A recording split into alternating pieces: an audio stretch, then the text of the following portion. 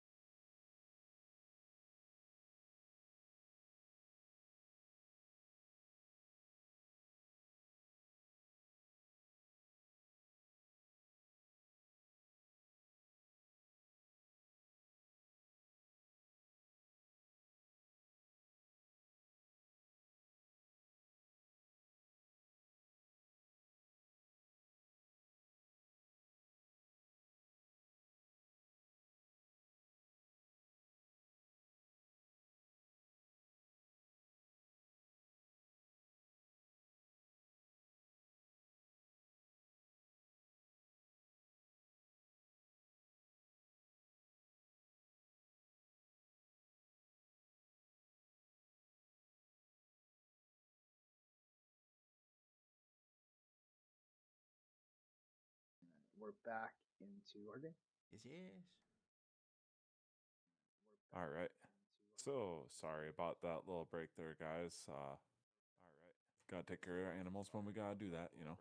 But anywho, so you guys were asking what all you can expect as far as this island goes, and the guys took a very long swig from his brandy and says, "Well, the thing about this island is that it's growing like a lot all the time. Uh, the other thing to remember about it is that the island isn't like friendly toward us. It lets us stay here so long as we can survive, but you know, you really got to be careful because even the smallest things are really going to fuck with you. You'd be surprised how many people die just from a couple ant bites. Uh, Gets really bad sometimes, but you know, stick with me. I know the route. I can point out any sort of dangers that we get in our way, and well, we can hope for the best. Don't worry about us. Me and the lad here, we tough as stone. Hmm. We can handle this. I still look extremely timid. Well, So just so as a player, just remind. So we came here specifically to look for the dragon. Why we came to the island? Yeah. specifically, your guys' target, yes, is that, and then it was also a good opportunity for uh, trading off goods and selling things like that. So the original plan is going to be that as you guys were doing the meet and greet, you would look back at the ship and see that they are slowly loading up a cart full of goods that they already have the cart off the ship. It's on the dock right now, but they're slowly lowering goods onto it with whatever, you know, pulley systems are on the boat to get things out of the hold quickly and whatnot. So you guys do know that there is going to be like a little bit of a wagon situation that you guys have to bring along with to drop off goods at the main city, which looking at the map, you guys would see is on the far end of the island. And from what your characters would see is it's much higher up altitude wise along the island. In fact, the surrounding edges around, as you can see, are lots of rocks, are almost sheer cliffs with no handholds. But other than that, the rest of the island, huge jungle trees everywhere. Ferns are absolutely ginormous. Uh, and tons of bug life as far as you can hear. The only other thing that I will give you with, especially with your dirty 20 that you got there, Cuddy, the air here is like extremely humid. It's almost thick and syrupy just with how humid the air is. You can almost taste it. It's on the tongue. Oh. All right. Well, Davis O'Davis, I'm sure is back over there taking charge of getting the goods ready. Then yeah, then we'll go escort. We'll look for your hardwood there, lad. We'll look for your hardwood. I appreciate it. Thank you. I'm still Maybe like some of the distracted by locals the up in trees. town. Maybe some of the locals up in town will know a bit more about what you're looking for. Hmm. Do There's a they? couple of explorers around that, you know, they do a little bit more of the searching instead of just finding a base and kind of calling it home there. But there's a couple of wanderers around that probably got a better idea than I do.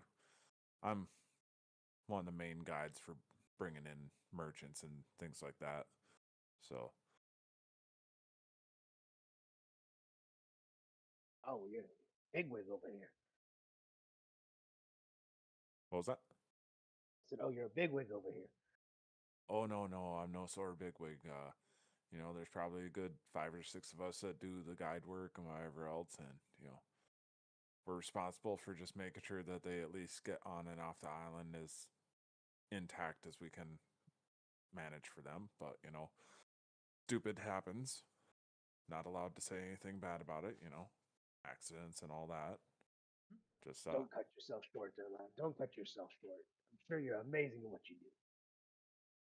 well, I certainly try. So I guess anytime that you guys are ready, we can get that cart moving and be along our way. Shouldn't take us more than about a day's travel for us to get all the way up to Reshi. That's the name of our little capital of the island, I guess you could call it. But yeah. So anytime that you guys are ready, you just let me know. Lead the way. Lead the I'm way. good to go on my end, yeah. All right. Well, let's grab up that cart and start heading out then. And as you guys go over and start getting everything loaded up for the cart and whatever else, there's no like animals to pull and whatever else. So it's definitely you guys kind of doing your own legwork and whatever else. With that being said, though, Captain Greyfeather does swing down off the ship and he's just like, "All right, hold there, lads. I'm gonna come along with you. Uh, Gotta make sure some of this stuff gets delivered properly.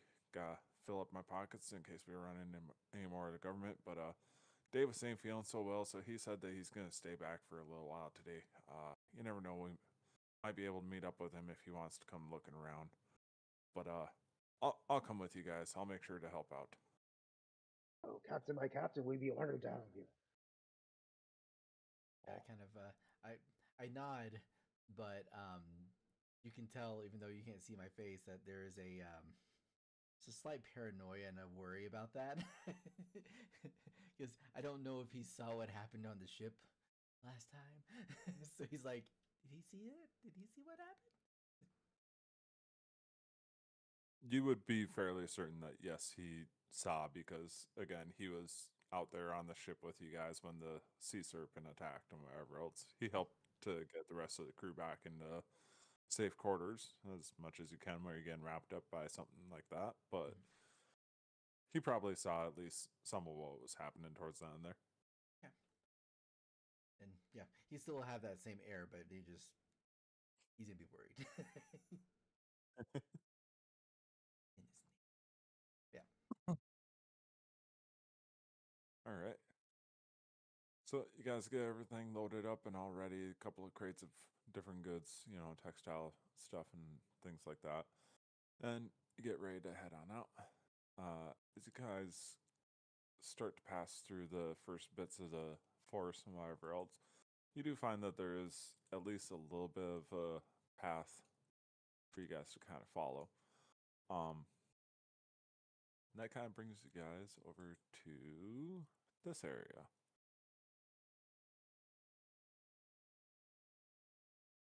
So There you go. meta, the way that this one is going to work is that throughout the day of you guys traveling, you are going to come across each of these little blue lines and whatever else, and there's going to be 6 sort of events so far planned out, and hopefully you guys make it through without too much issue. The goal here is, of course, trying to get 5 successes before you guys get 3 failures. Just try and get to the capital city with, no exhaustion, no injuries, things like that is the goal, obviously. So, as you guys are loading up your cart and continuing along the way and wherever else, you do come across the first little line here. And as you guys are going along the path, your guide here, which I forgot, I do have a name for him. His name is Leaf Verdone. This is pretty accurate picture of what this fellow looks like. Nice. Kind of guiding you guys along and wherever else, and he does hold up a fist, kind of waylaying you guys a little bit. He's just like, all right, now, see, this is one of the first things that I wanted to warn you about. Like I said, people die from these ant bites, and as you guys look down, there's a relatively decent sized mound. It's definitely not like a fire ant, termite, cone thing, or wherever else. But there's a very large hump in the ground, and you can see that it's kind of turned up a little bit soft and whatever else like that. What would you guys like to do as you guys come up to this thing? He does warn you to kind of stay back, and he's willing to give you any advice as far as getting along past it. But if there's anything you want to do beforehand, now would be your opportunity. Um, for my own curiosity's sake, is there any reaction to the thing that's inside of me? Like, is there like any reactions from everything that's occurring in here? Because this place is very weird to him and it's very unusual. And with us looking for what we need to, I'm wondering if there's a reaction there, some type of response that he's getting from anything. Just out of curiosity. I can say without any rolls that there's nothing that he's getting any sort of reaction to that you're getting a feel for. Perfect. Less thing to worry about.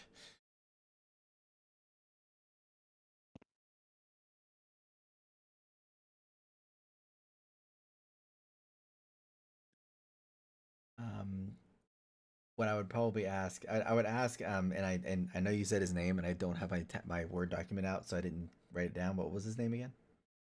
Leaf. Leaf. Like, Leaf. So, I kind of point to the mound that he was looking at. It's like, how do you handle those? Do y'all like you just avoid them? Do you burn them? Do you like what? How do you handle the ant situation? Well, generally the best idea is to give it a wide berth. These particular ants are part of the death head ant family. Again, they're more of a poisonous, toxic. You know, if they bite you, and you're gonna be in a lot of pain, a lot of burning feelings, things like that before the poison slowly takes you. But best thing that we can afford to do is to try and give it a wide berth, see that we don't trample on any of them. Keep your eyes open for any lines of walking ants, and hope for the best as we just go around this. Shouldn't be too much of an issue, though.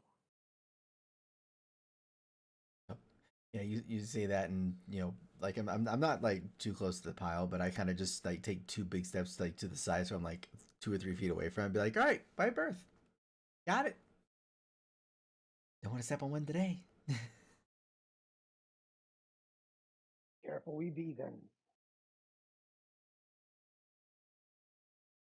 So, following the advice of him to give it a wide berth, is there any skills that you guys would prefer to use as you are going around this thing? Any perception or investigation to try and keep an eye out for the bugs? Any survival to, pick out the best path, or to, you know, what have you got for me?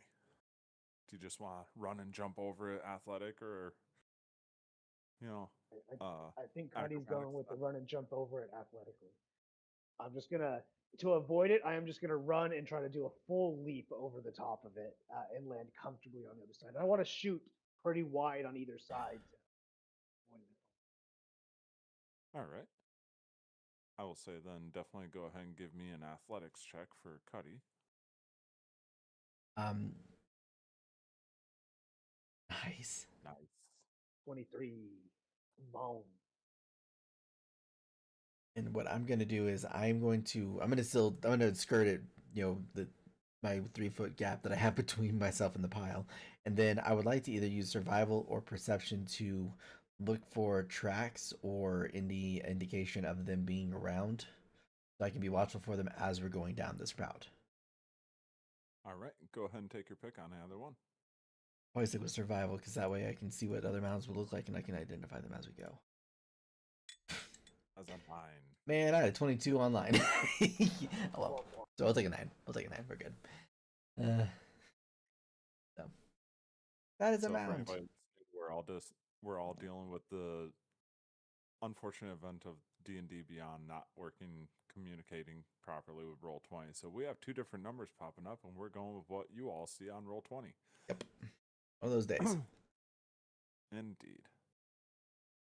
Along those lines, Captain Greyfeather is going to do his best to kind of help make sure that the cart gets around safely and whatever. He's going to go for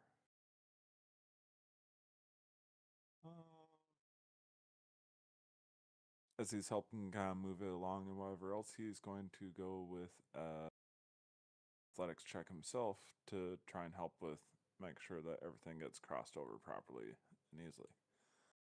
You've got this, Captain. You believe me. That's dirty 25. That was awesome. All right. So between the two athletics checks, you guys do definitely survive this. Olivia, as you're starting to walk over, you're taking a little bit extra time as you're like trying to tiptoe and make sure you're almost like dancing around like a bee. It looks like, you know. You do end up seeing a couple of trails of the ants, and it takes you a little bit longer. So between tiptoeing and moving the cart, it does take just a couple minutes to get by, but not too much issue. So you guys all find yourselves over onto the other side of the blue line now. You guys spend your next probably hour or so continuing on in the forest. Is there anything that you guys want to do or talk about while you guys are moving through the forest?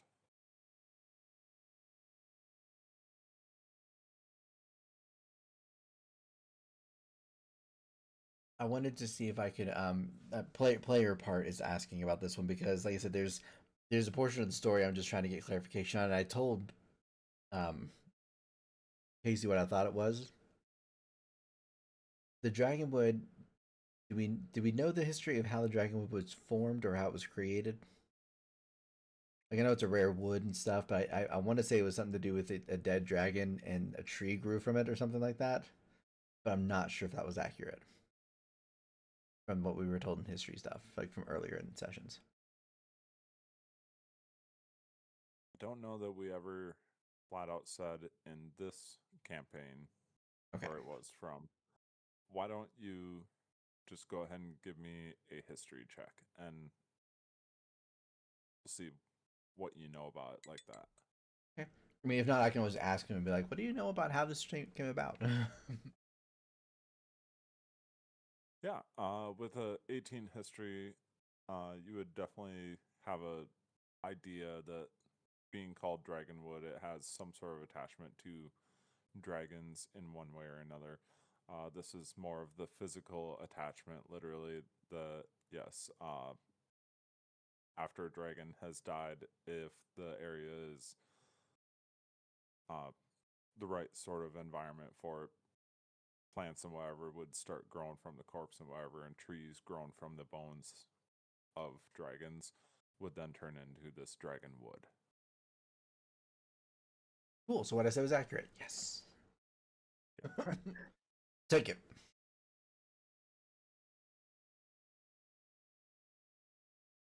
Um.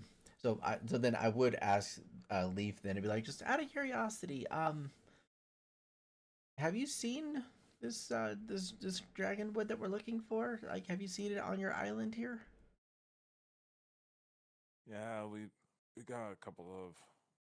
There's at least one small grove that I know of. Not too many people go over there very much, honestly. It's one of the more dangerous areas. The predators of the island seem to kind of inhabit those areas a bit more for some reason or another.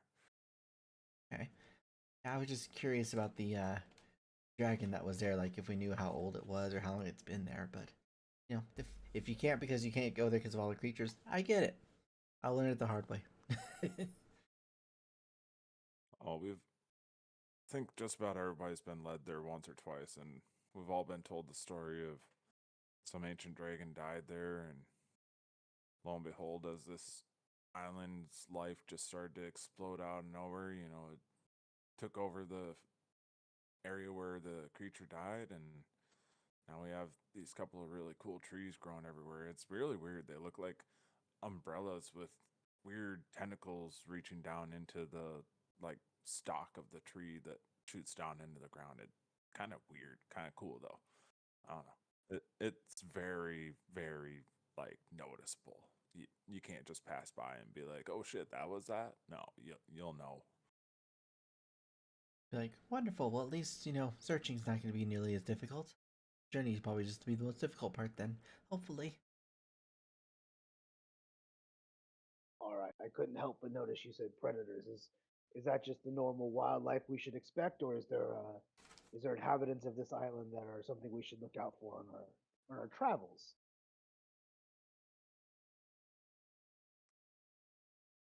It's one of those where it's kind of like a little bit of column A, a little bit of column B, if you know what I mean. They are creatures. It's not like there's no sort of other sentient life other than us on our little outpost capital that we made, just a couple of us that wanted to escape from the rest of like society and all that crap and just wanted to live out and free and wherever else, but have a challenge, So we all started coming to this island because, the ones that aren't up to the task, well, as he says this, you guys start to stumble across the next blue line on the map. And he says, well, you get crap like this. And you guys look around on the ground in front of you, and you see that there's a bunch of scuff marks all over the ground, along with some blood splatter. Oof. This doesn't look like a pretty scene. I mean, if you kind of tilt your head just right, the blood spatter almost looks like it's an image. But When I really you see it, lad, it'll tell us a lot about your psyche. well, kind of looking at it, it's like my first immediate thought was the blood of an unfortunate accident, but I mean, also it kind of looks like a cow. It's a little weird. It's really weird looking how this one looks. I'm still like tilting my head trying to figure out like a good angle to look at it from. I don't know what that means, but we'll ponder on it. I know you guys are new here and all, but have you been talking to my buddy Rorsch? Who's that? He's some guy I know that hangs out at the pub all the time. He sees weird things in like all these different shapes. Like, oh, look at that little beer pile or beer puddle. It looks like a starfish. Oh, look at that. I mean, if you're one of those guys, but cool, But anyways, yeah, this unfortunately is one of the most recent sights, as you can kind of see, since that blood is still glistening. But predators around here, they don't tend to leave a lot of mess behind, as they don't really do their feasting in these spots. They take whatever back to their den or wherever it is that they live, or I don't know, but usually your best bet is to hope that you don't encounter one of these predators. If you do, let's do our best. At least they're polite and clean up after themselves. That's more than I could say for some of our crew. Yeah. I'm more terrified than I am with the creature comment. Yeah, that guy Shorzy, he really sucks at trying to clean up a lot of times. I'm glad we didn't have to bring him with us, Greyfeather says. Yeah, we have this guy Davis O'Davis. He's a nice fella, but he has birds with him all the time. Bird poop everywhere. It's a nightmare. There's a reason why he doesn't go in my room. I wouldn't take that. I couldn't do it. Sweet old guy. Sits down a lot. Loves butterscotch. But I feel like it's a classic addiction. The bird poop. You ever feel bad for Cole? He has to clean up all that extra bird shit all the time. It sucks being a deckhand sometimes. You guys got lucky. Got the carpenter, got the navigator. It's like, can't get much better than that. I mean, technically, you guys got the you guys got the sweet life. And like it was like, well, technically I'd have to deal with the bird dookie as well because I have to repair the ship. But I mean, it's minor compared to what he has, I'm sure. Yeah, but you're not out there swapping the decks. That is fair. I'm usually in my room trying to keep things under control. Although after the last couple of days, some of the crew's been muttering about making you do your fair share, since you decided to paint it so much. I keep it in my room. He grumbles like, I keep it in a controlled area. I seen you heaving over the gun rail. There was no control over that one. Hey, I'm sorry that I don't have sea legs like you guys do. Y'all were born on the water. I was born on dirt. Technically, I should have been born in the air, but we're going to leave that one alone. That's the whole other conversation for another time. Yeah, I'm sorry, okay? I'm not... I'll clean up next time. You'll get there. You'll get there. Yeah. My head's like lower. It's like, okay, fine. So what are we supposed to do about this year blood? It looks like whatever took it must have took it away. What is the leaf? What is your best expertise on moving forward on this one? Do we just cautiously keep going and hope nothing comes and attacks us, or what do you think? So yeah, I think that that'd probably be our best bet. Is just keep your eyes peeled. If you notice anything rustling in the woods or whatever, give a shout and hightail it out of here as best as we can. Don't worry, I'll be Captain, bringing up the rear. So shit, I suppose I can't bring up the rear. You guys don't know where you're going. You'll stumble over the next little ant pile without knowing it. that's fair. Um, Why don't you and me go first, and then the captain and Olivia can follow up if you don't mind, Captain and Olivia. I have no problem with Oh, yeah, that that at sounds all. good. I do And want I to will pull hold. out my fish. Yeah, go ahead. I'll pull out my fisherman hook just in ready in preparation, so I am holding a weapon in my hand. And Alright. I'm gonna hold a spell. And this is only in the event that something actually does come out, like to attack us or something like that. It'll be my summon beast, so I can bring out Tony. Okay. He's great. He's love it. But yeah, so I'll have him out in case I'll bring him out if I see something coming after us, not just wrestling the things kind of thing. Okay. Okay. So, with that being said, it sounds like you guys are focusing a bit more on keeping an eye out and ready versus trying to do anything else. So, why don't you guys give me a perception check as you guys go walking along? And is going to try and move the cart along as quietly as he can. So, he's going to go ahead and roll stealth. He only I got got an an 8. 11. Got an 8 there, and we got a 22 perception. Can I give Greyfeather guidance? It's just an extra D4 to his roll. If you would like to, he Okay. would definitely accept that. Yeah, I'll do that, and I'll kind of use my perception of me looking around as kind of a means of helping guide him. That'll kind of be the guidance reasons. There you go, too. That works. Oh. Yeah, don't do mine. Don't do mine. Gotcha. Sorry. No, I should no, have you're asked good. before. You're fine. All right.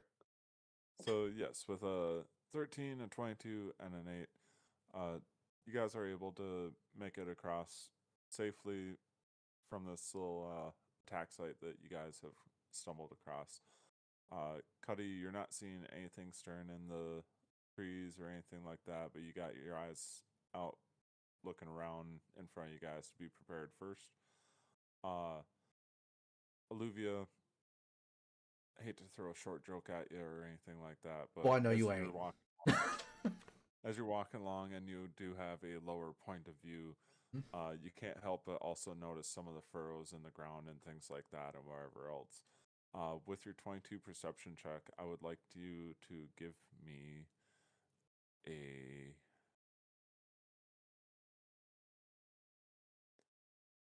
either a survival or a nature check at advantage.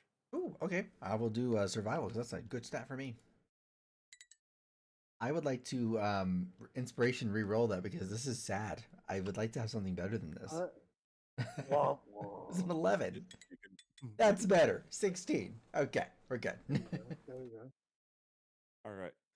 So with 16, you do end up spotting at least one paw print.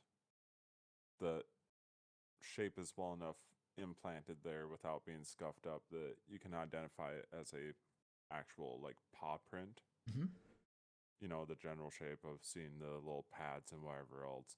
You do see a couple of little dimples further out from the pads that gives you the idea that whatever this creature is, it does have some claws. And Missed it earlier, but general shape. general shape, yes. People can't see it on my end, but I did a salute.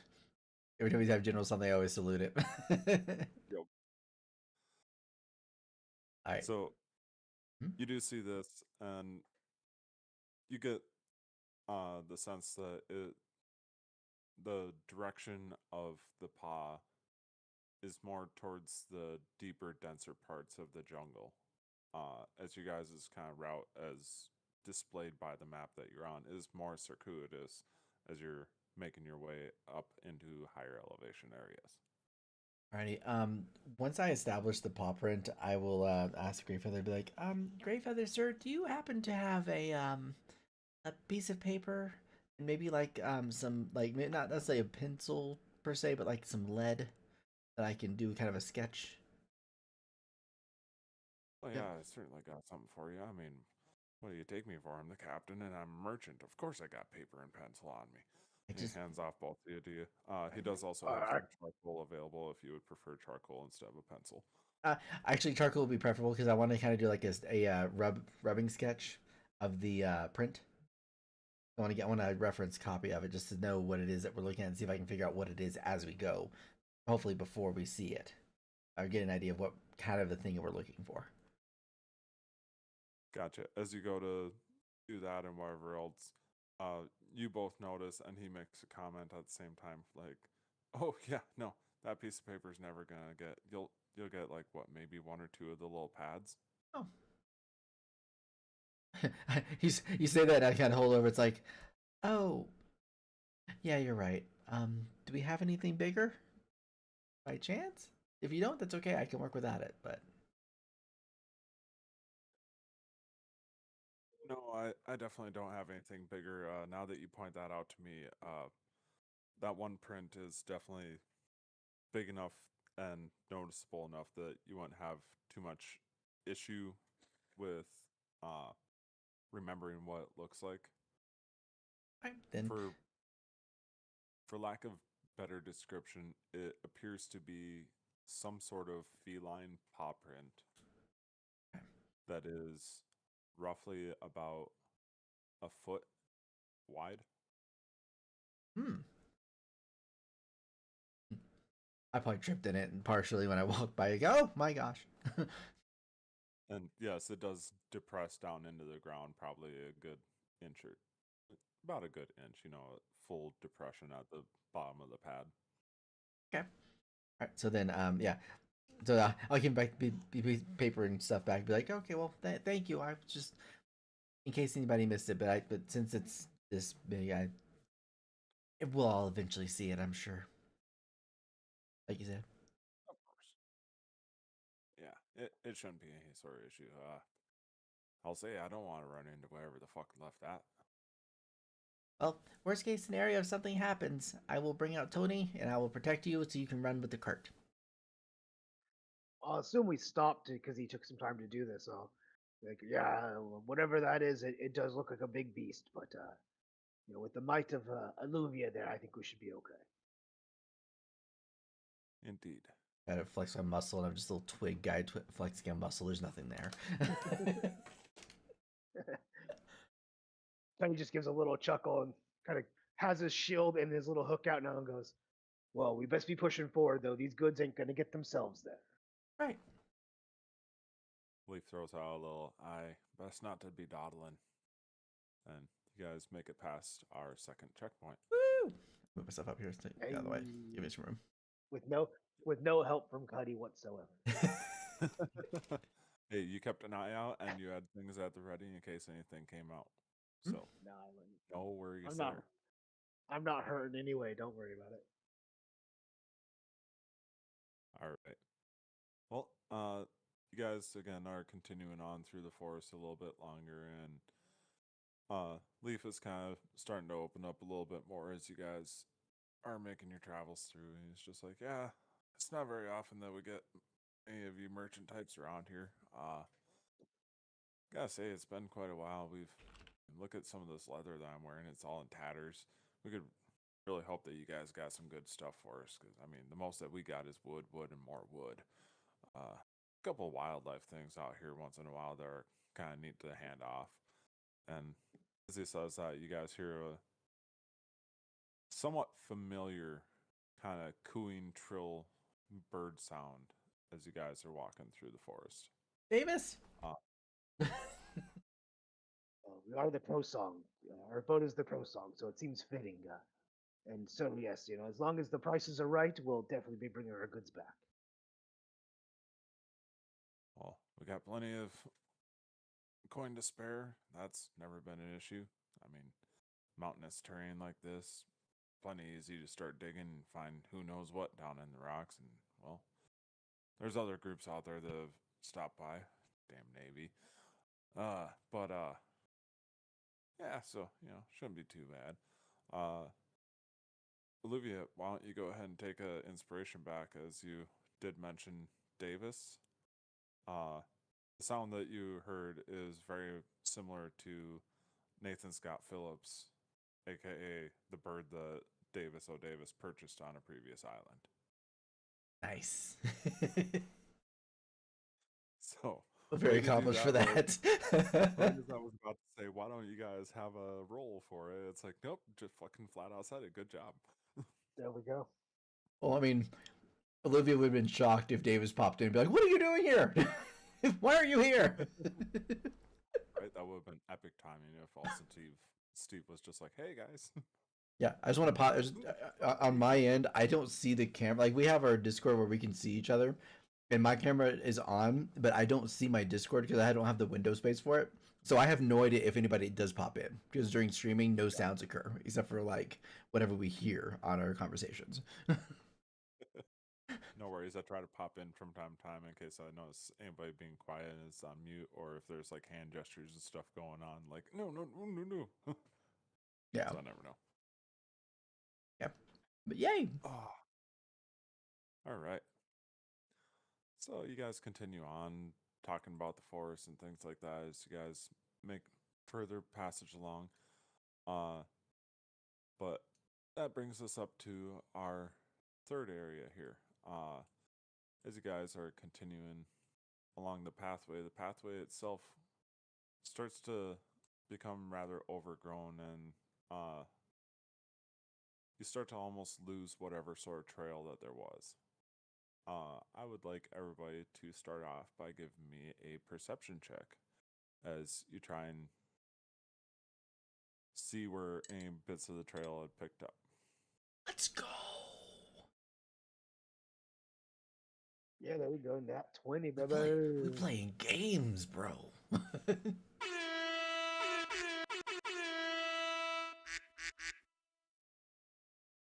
We always do that. Oh yeah, Got that was a Davis thing, the bird or the duck. The duck. Indeed. So, with a natural 20, you definitely start to kind of spot a couple of empty, bare patches that look like they've been trodden down and more dirt filled. Cuddy, you're having a bit of trouble looking through, but you do once in a while see a couple spots like there's something over here or something over here as you guys are moving along through. But overall, the bushes and whatever else are starting to really get thick. I need everybody to go ahead and make me a deck save. Oh no. And Olivia, you get to make yours at advantage with your natural 20. Yay. Hit him. 22. The deuce. 16. Nice. He's in on this too, so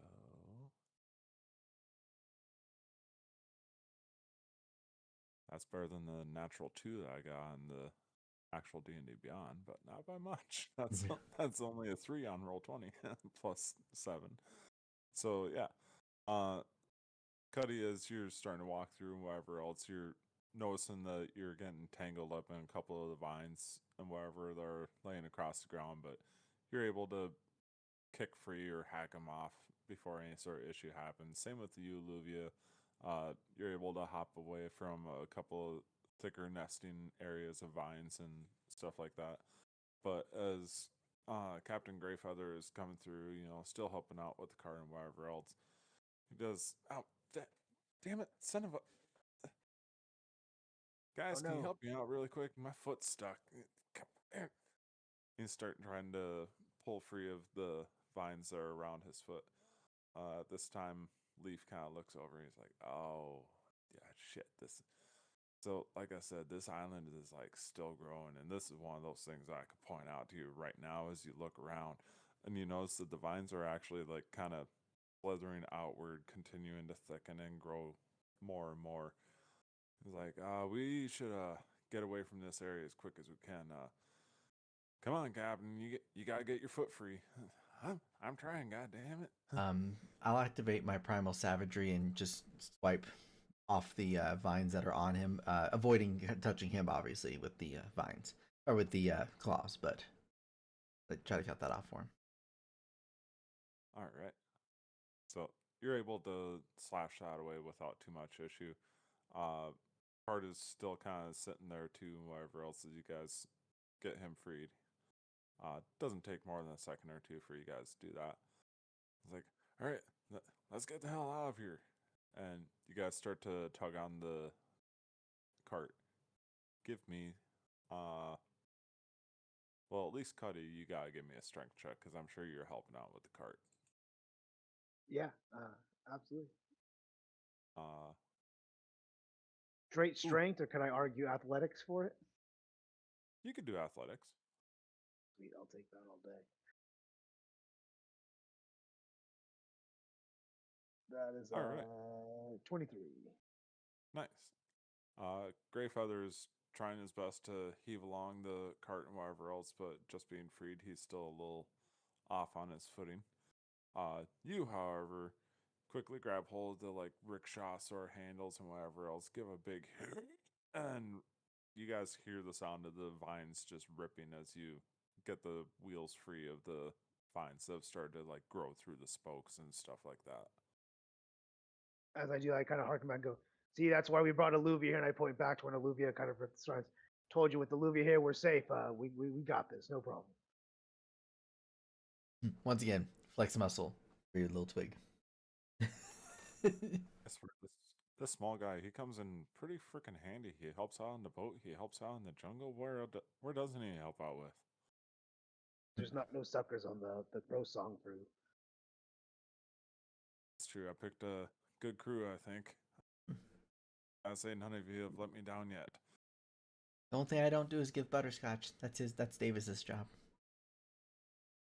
Well, sometimes there's a couple hairs on there, so I'm fine not having a butterscotch all the time.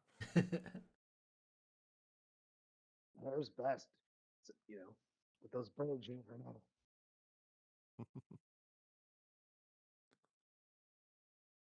All right. In next area? Yep, get your third success without any sort of issue. Yay! And you guys continue to get led along through the forest.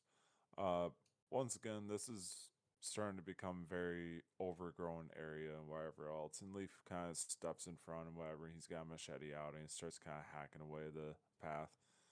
It's like, yeah, the outside fringes of the island, they a bit slower on the growing, but more closer you get to the inside of the island, the more rapid some of the growth seems to get. Like, you could pass a sapling in the morning and it'd be damn near a 2-year-old tree by the time that you go passing by it, on your way home late at night. So you always gotta be careful around these areas. Never know what will happen next. And I'll mention it's more to Greyfeather and to Cuddy in the situation more so than Leaf. Be like, just as a reminder, the creature paw prints, they look like they were heading further up, so we also might want to be wary of them possibly being up here too. I don't know if they are, but they were heading in this direction. So Good looking up. And I'll revert to hold my action of summon beast in case said creature does make an appearance. Gotcha. So, as we're kind of traveling along, do we get any sense of like an arcane presence here? Like, is the forest, does it feel like it's magically growing, or just like naturally growing super fast? Like growing naturally, but growing like super fast, like it got injected with like growth hormones or something. Gotcha.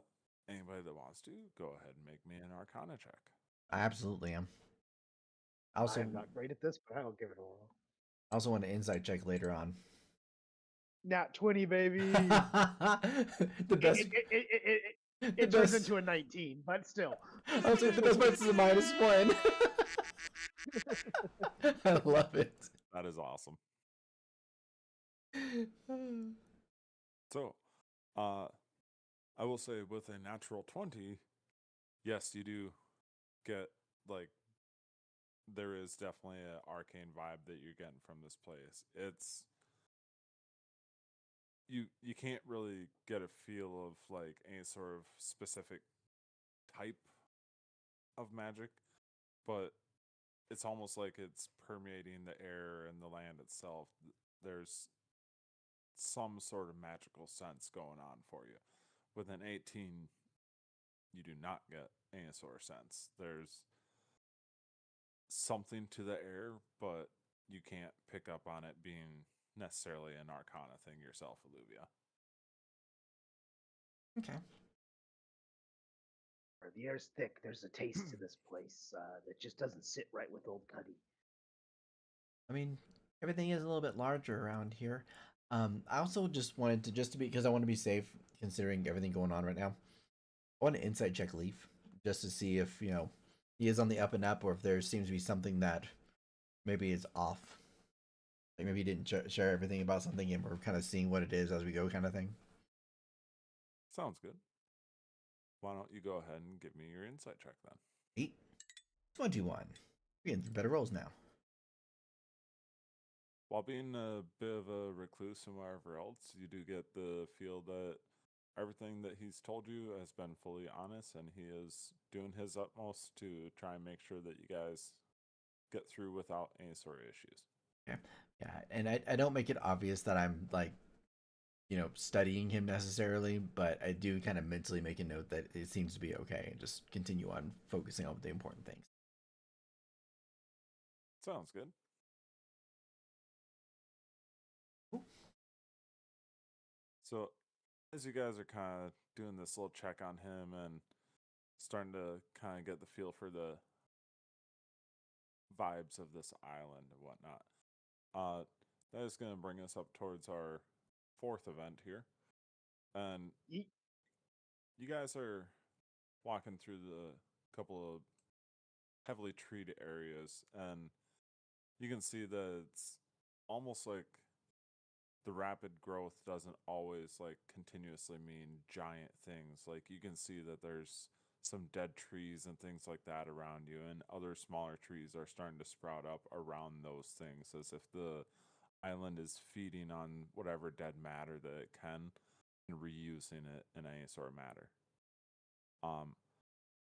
As it happens though, you guys are walking along, and I would like you guys to give me, I hate doing it over and over, but give me a perception check as you kind of walk into this area. 9 for me. 10 for me.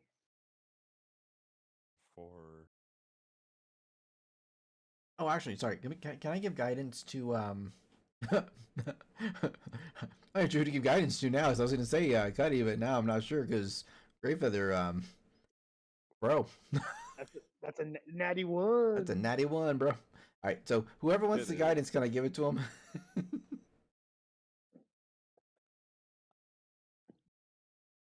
I will say, if you really want to give a guidance out at this moment, you can, but it's not really going to have much effect on that outcome. Okay, then I mean it's a free cantrip, so it's not like it cost me anything. Gotcha. Yeah, so I was like, okay. I keep forgetting I have it because I rarely ever have this spell, so I'm like, oh, I can start using this more often. So, all right, don't worry about it this time. So you guys are walking through this area full of dead trees and new ones growing up around them and whatnot, and none of you really notice at the time, but as you're walking between a couple of bowls that are leaning over pretty heavily, there's a sudden little puff sound that goes off right next to your ears.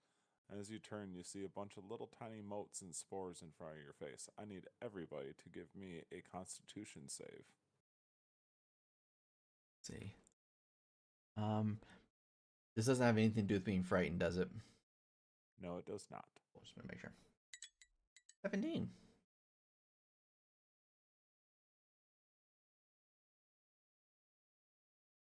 Sorry, I stepped away for a second. Oh, no worries. you guys were walking between some trees, and a bunch of mushrooms kind of went little poof sound, and there's a bunch of spores around you guys, and I need you to make a Constitution save. Nice. I actually didn't hear it all. I was just I stepped away, but my headphones are still on. Gotcha. I'm here now. Con save 10. All right. So Olivia and Captain Greyfurther were both quick on the draw on this one, being able to see or react to the little sound, and both of them quickly kind of did something or another to cover up their mouth as that happens. Cuddy, you might have thought that somebody farted or something like that. I don't know what your reasoning was, but unfortunately, you did not get anything covering up your mouth. And as the motes and spores kind of get in front of your face and wherever else, you kind of start looking around a little bit, and you start to get that like libido feeling, or not libido. What the heck is it? Vertigo. Yes, thank you, vertigo. Why was I thinking? I was trying to figure out where you were going with libido. I was like, I don't know what that is. Nope. Yeah, Libido is getting in sexual drive. getting in the However, mood. I was going for the one where you're like feeling wobbly, like your balance just got off. Oh yeah, vertigo. Really. Yeah. Wow, wow. So, but yeah, I as it kind of exposes my face, I just kind of start to kind of teeter back and forth a bit.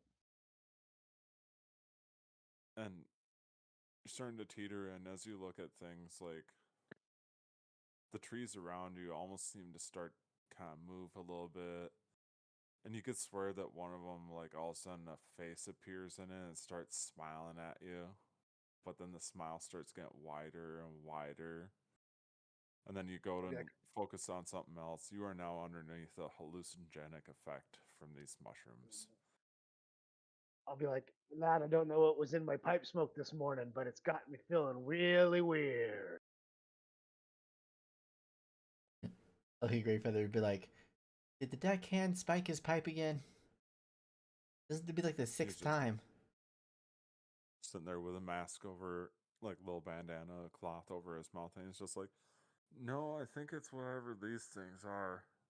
And you look over to see Leaf, who,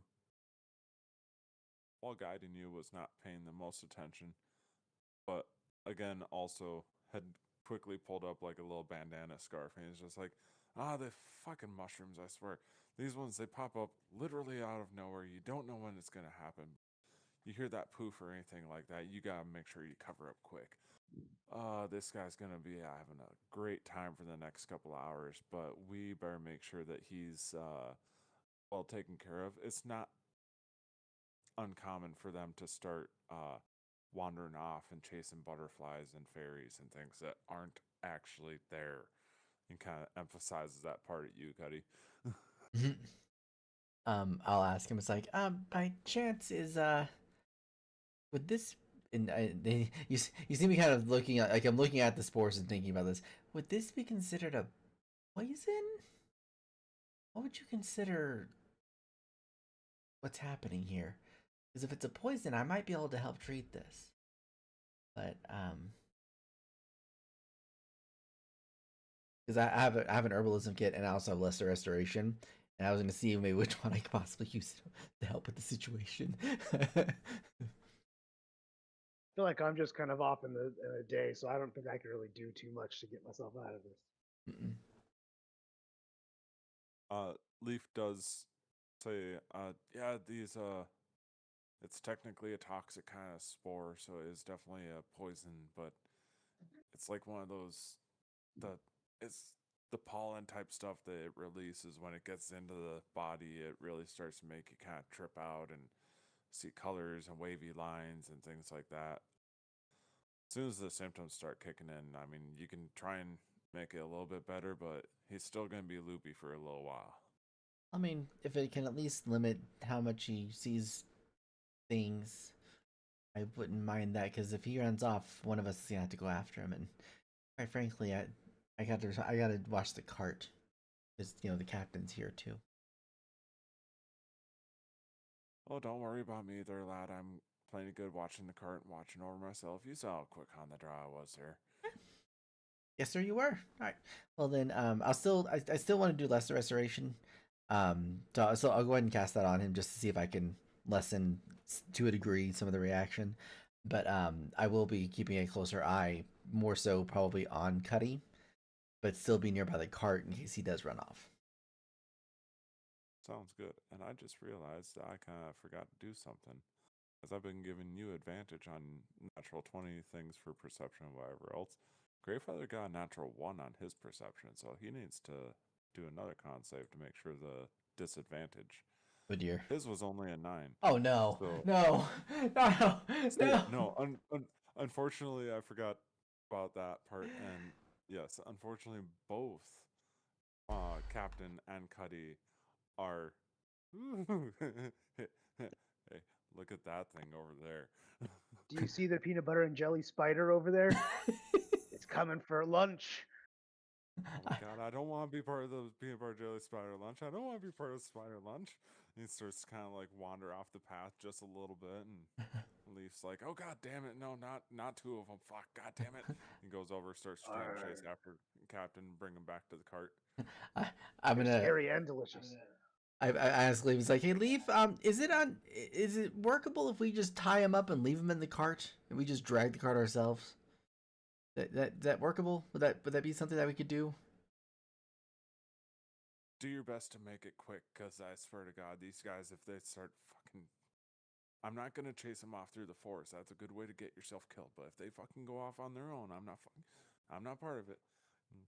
Okay, so then, so what I'll do is, I'm assuming we have rope in the cart because transporting and stuff.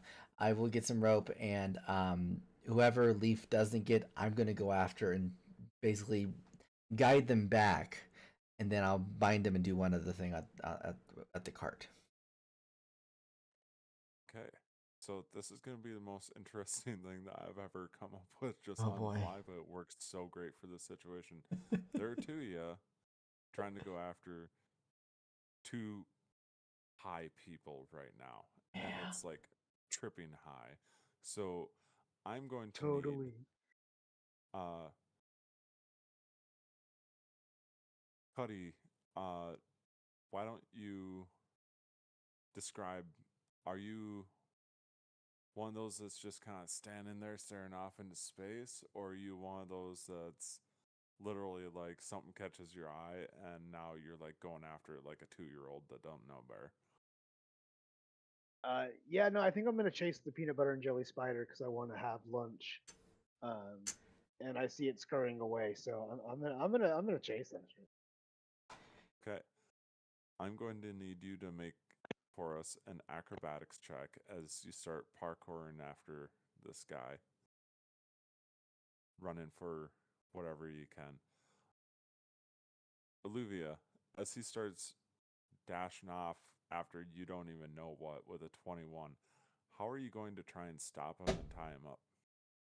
You look delicious. Get in my mouth. You look delicious. Let's see. So I had two different ideas. One of them is really mean, and it's probably going to cause me. It's probably going to cause some fighting, possibly if I do it. Actually, you know what? Hang on, how far away? We're in the last. Okay, so we're about halfway through. I can do this. I am going to summon Beast. I'm going to bring Tony out, and I'm gonna tell Tony. It's like, hey, do me a favor. See if you can get, and I'm gonna point at Cuddy, who's currently tripping balls and running. Like, see if you can get in front of him and get him to attract, get his attention and have him come back this way, towards me. And but try not to hurt him because if you hurt him, it might make it worse. So, do you think you can do that for me? He kind of nods the affirmative and he starts trying to chase after. He has his own stat block, correct? Yes, he does. Why don't you give us, gonna say a dex check? Dex check here. I Here just we see the go. greased up guy from Family Guy that runs around. You ain't gonna catch me. Right, 16 for Dex. All right. So I will say, he is still high and whatever else, so he's got a little bit of the handicap going there, but he is making some pretty good headway as you guys are both trying to run around. Having a little problem with the flanking this time around. Meanwhile, over your shoulder, you see the Leaf is doing his best to chase after Captain Greyfeather, who's thankfully like avoiding the actual plants and whatever because he's noticing more and more like peanut butter jelly spiders that he doesn't want to fuck with. So he's making an acrobatics check, the captain is, to duck, dodge, and weave away from everything. Oh no! Abilities. The keys to not squeeze too hard, otherwise the jelly runs out. Literally the best of his abilities, while at the same time, Leaf is like trying to chase after him. And yeah, very much greased up deaf guy. Can't catch me. No, I'm over here. Does a dive and like slips off the legs. Nonetheless, it takes a little bit of time for you guys to manage to catch these two as they are going just fucking bonkers. But, you know, a good half hour passes. You manage to eventually tie them up with your bits of rope and things like that. Tony is now there and vigilantly watching to make sure that Cuddy doesn't run off again. And Greyfeather is currently like cradling up in a little ball. Little panic attack during his trip, not a good trip for him. But they do hand you a piece of like some pocket jerky or something like that, Cuddy, so you got something to nibble on. Cuddy thought Tony was like a marshmallow fluff, and then changed his attention from the peanut butter and jelly spiders, to the marshmallow fluff running around. And what I was going to do is once we had them bound, especially if anybody's trying to still like look out for whatever creature it is, based off what they describe, I will druidcraft a little item that I think looks like what they're dealing with, to see if they can like focus on that item in their, that's either nearby them or in their hand, just to keep them from looking out and away, so they don't have any reason to like try to jump out. Like giving a kid like a book or something to distract them. Yeah, I mean, hopefully I will be able to focus on the jerky and kind of the distraction.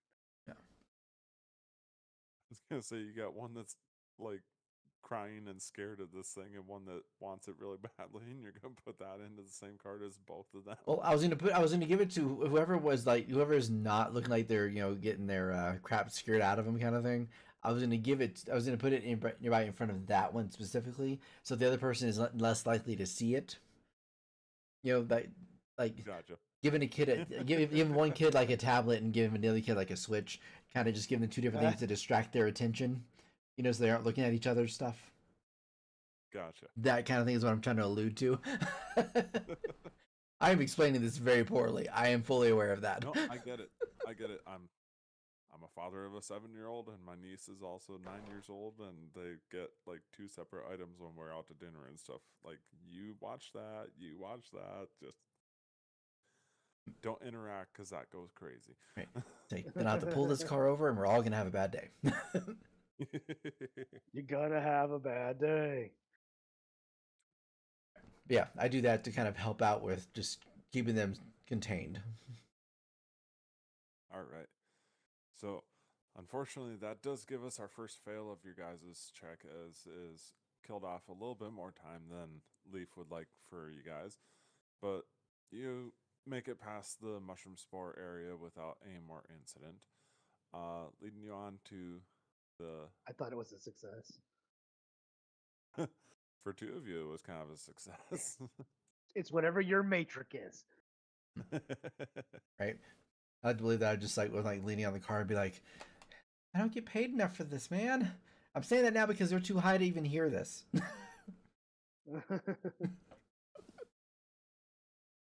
Captain Greyfeather's like, wait, I pay you? I know my breath. Crap. He went high enough.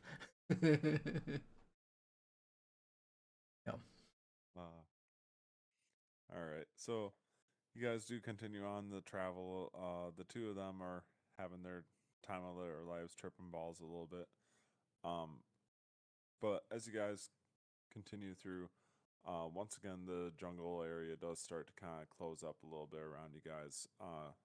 Passage through this area is a little bit more difficult. It's not vines creeping around or anything like that this time. It's the brush, undergrowth, things like that is just so thick as you come through this next area. Anything that you want to do to try and make it easier to travel through, or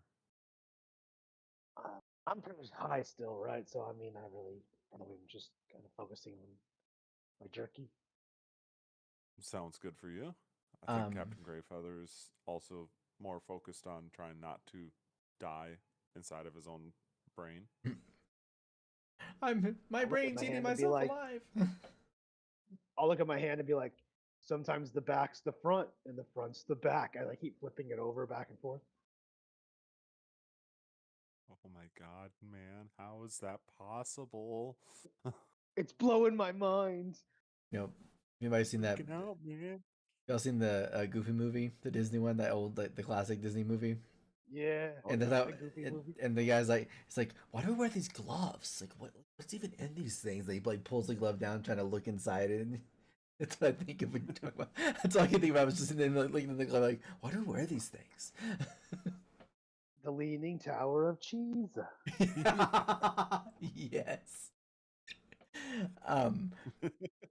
So, how long between the catastrophic events of them getting tripped up, high as a kite over here, and to this moment, how long has it been, like time wise? Because Tony only lasts an hour. He's great. It would probably be pushing towards the end of the hour. I'm giving you a little bit of leeway on this one as I just set it up as like hour gaps, but there was some time spent wrangling them up and whatnot. Okay, so then, if for however long that he has left, I would have Tony help clear the pathway best that we can by clawing at anything that kind of protrudes onto the road that we're trying to take. And then I can back that up with doing primal savagery just to kind of cover or to cut off pieces that he's missing up until he goes away. Then I'll take the lead and do it more myself. All right. Leaf will help out with his machete, so why don't you go ahead and make I don't know if I should have you do like an attack roll to help clear the way, or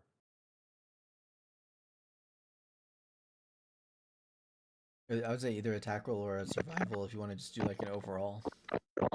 yeah, let's just do a survival. See how well you do on clearing the way, doing that stuff. I'll do mine first. Then I'll do Tony's as well since he's still here for the last part of it. He did the basic level. I didn't do the. It's wisdom for survival. Yes. And Tony is 10. I am 21. Right. So, taking a little while. It's not the best going ons for this one. Unfortunately, it does take a little bit more time than you guys want, as the other two are not able to participate in helping out in this particular situation. Uh, it does put you at a slight disadvantage, but um, with a little bit of time and effort, you guys do make it through. And like right as you pass through the little bottleneck area with a little, all of a sudden Tony disappears. It was fun while it lasted. All right, so that is still technically a success. Your 21 helped out quite a lot, especially against the 3. The 10 was kind of the bare minimum for that one, but as a group check, yeah. So, you guys make it through this area. You're now sitting with 4 successes and 1 failure, and you notice that like the air is, while still quite humid and thick and whatever else, it's also starting to get a little bit thinner as you're getting into higher elevations. Leaf is still having a decent time going through. Luvia, how are you holding up after almost 6.5, 7 hours of trekking through this forest with not much break in between. I've probably hit. I'm starting to hit my physical limit. For sure, I definitely am very winded from the altitude. Because I am not. I am not a mountainous kid guy. I was, like I said, beach and like low level land was my thing. So yeah, I'm definitely. It's almost like a post workout situation. Like if you run a mile and you're just pretty much what I'm Right. doing. Like I'm still functioning, but I'm just breathing naturally, and it sounds like that now. Awesome. Yeah, that nicely painted picture, you're starting to kind of huff and puff a little bit as you guys are going along. Leaf looks to be in decent shape. He's starting to breathe deeper as the air is getting thinner or whatever, making sure to be like that. Cuddy, why don't you go ahead and roll a constitution save for me to see how you're doing? Come on, buddy, you can do it.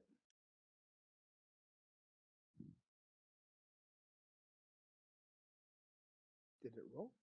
Oh no, that's not me. That's you. I was like, That was me. That was Greyfeather. Greyfeather's still as a kite right now. He's not handling his spores too well. he's tripping so many Uh, balls, he became the ball. yeah, That is a 16. right.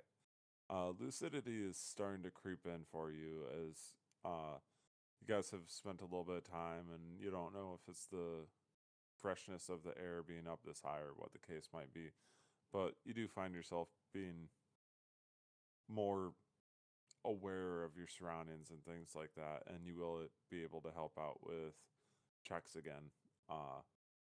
You're just having a little bit of a hard time with stuff as you're still shaking off the last of the effects.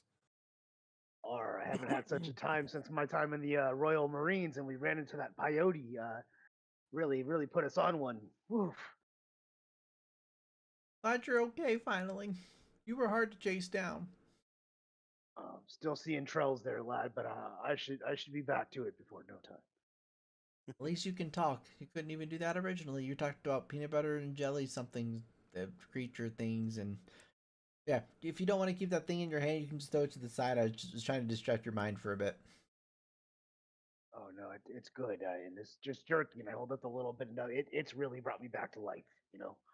A little Well, jerky goes a long way. you have jerky in one hand, and then you have the druidcraft thing that I made of what you were describing in your other hand.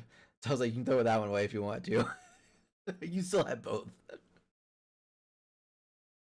I'm still holding on to both of them. Yeah. Sounds good. Meanwhile, next to you, almost tucked underneath the bench of the cart, you just have a curled up form of Captain Greyfeather, who's just like sitting there, kind of shaking a little bit. All of a sudden, that's out random, just random. Much Mr. Popo from Dragon Ball Z Bridge. All these squares make a circle. Pretty damn close, yeah. Uh, He didn't take a full gallon of LSD, but he got a full face full of spores. It's same thing, same thing. Same Uh, thing. it feels similar. All right, over here the other way. There. All right. So, as you guys are coming up to the next area in front of you, our possibly final check, we shall see. Um, you do once again notice that there's a bunch of kind of lumpy areas in front of you. Seems to be a scattering of these different ant hills. And Leaf kind of stops as you guys come up to the area. It's just like, uh, well, one is bad, but when you get 4 or 5 of them together like this, best be on your tippiest toes that you can manage here. Eyes peeled super wide. If you get bit by one of these things, like I said, you ain't just gonna trip balls like that guy over there. But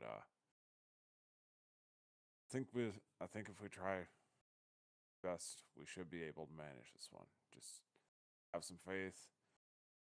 We'll get through this. You ready to try and make it through? Last stretch, I promise. Gates for Reshi aren't too much further ahead. Are I might be a little off on my step, but I will do my best, and I'll kind of get up and start to kind of wobble forward to attempt to use acrobatics to nimble my way through. Um, All right. Before we do that, just for visual purposes, how big is the area that we're in? Like how wide is the area, and how far do we have to go to get past the nest? So you would be able to fit, I'm going to say, 3 to 4 normal sized people side to side across the path. Okay. Let me check one thing real quick here. Because I think I might have, depending on how the rest of this goes, this might be a catastrophic success, or it's going to be a doomed failure. Not sure, but I'm going to say what it is first before I go past it. I have the spell Freedom of the Waves, where I can either do a tidal wave, that goes in a 10-foot cylinder, or a 15-foot radius kind of thing, or where I can have it do that, or I can do that and also have the ability that if I'm within the spell's area, I can vanish and teleport into an unoccupied space that I can see within the spell's area, which the range of this thing is 120 feet. So I was thinking that I could, if I'm on the cart with everyone else, we can kind of over to the other side of the nests, but the water would still be happening in the background for a moment. It's an instantaneous spell, but it gives the illusion of it being a tidal wave or a whirlpool or whichever form I want to take of it, which would be a tidal wave in this case. I can also do this if this helps. I will bunga, dude. I just didn't know if that's a possible option. If it's not, that's fine. I just was reading it. I'm like, this might work.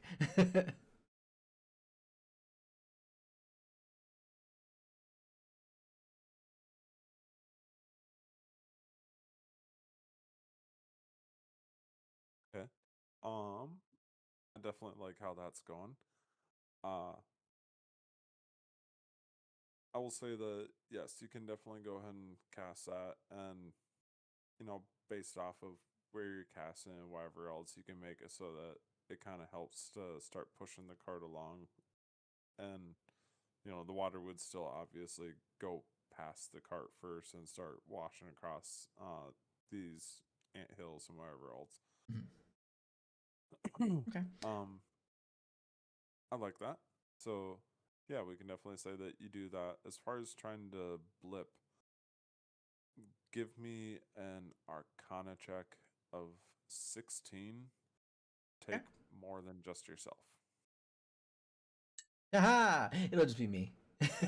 I rolled a 5. Yeah, so you do summon up this water and wherever else, and as it starts flowing along, wherever else, again, to the point where it's past the ant hills and wherever else, you are able to do your little teleport stunt, and you find yourself past them with the cart coming at you, along with the rest of this water that you've summoned.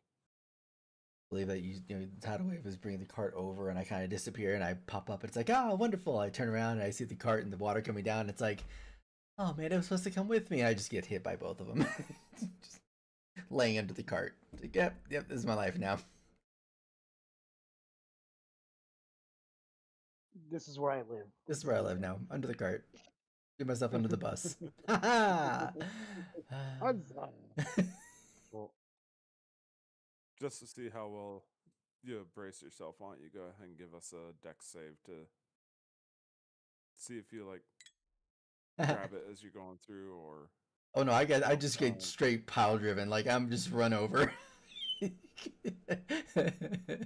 I almost imagine it as like you're on the cart, you're sitting there, you got this idea in your head of you blipping yourselves all the way forward, and you do your little blip maneuver, and still in the sitting position, you just find yourself plopping down into the water or whatever else with all these hands and whatever else starting to wash past you. Like, what the hell? You stand, turn around, and all of a sudden the cart just kind of knocks you over without giving you not a whole lot of damage, but I mean, you weren't expecting it. It's hardwood, so you take 1 damage as this thing Mother. kind of bumps your noggin a bit. Dang, he's hard boiled. Yeah, and then you But like those anime moments where they're all like twitching and stuff like that, laying on the ground. That's me, pretty much under the cart, just you know. The water like drains around you. Yeah. I'm okay.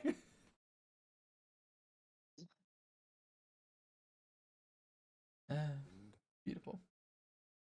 That was like I said, catastrophic success or a doomed failure. It was gonna be one of those two options. no, I liked it. That was good. With that, I will say,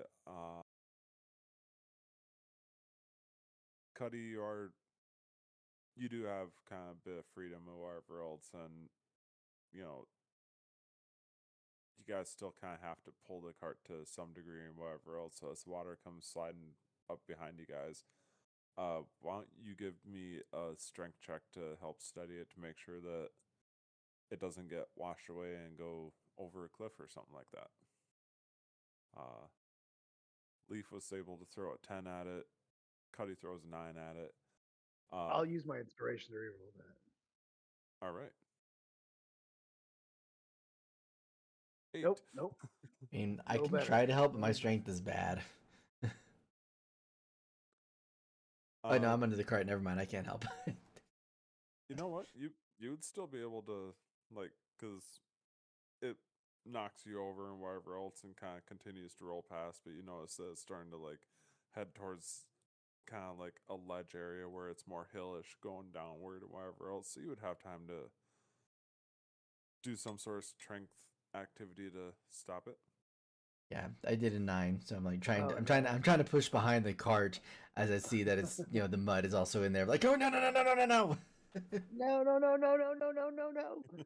I think I'm running fast and I'm just slipping. I'm just like running at the mud behind me like a car trying to pull out, and the mud just flinging behind with the wheel.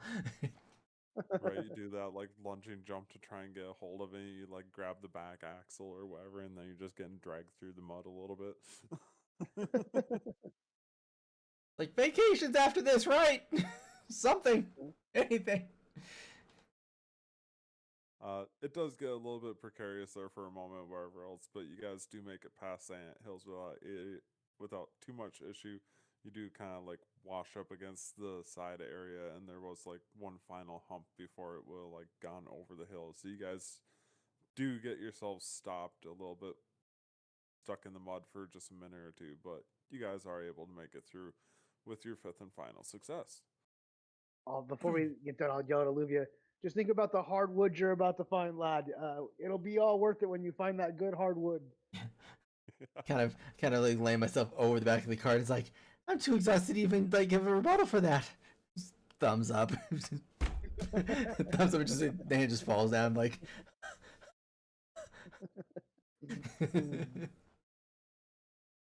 All right.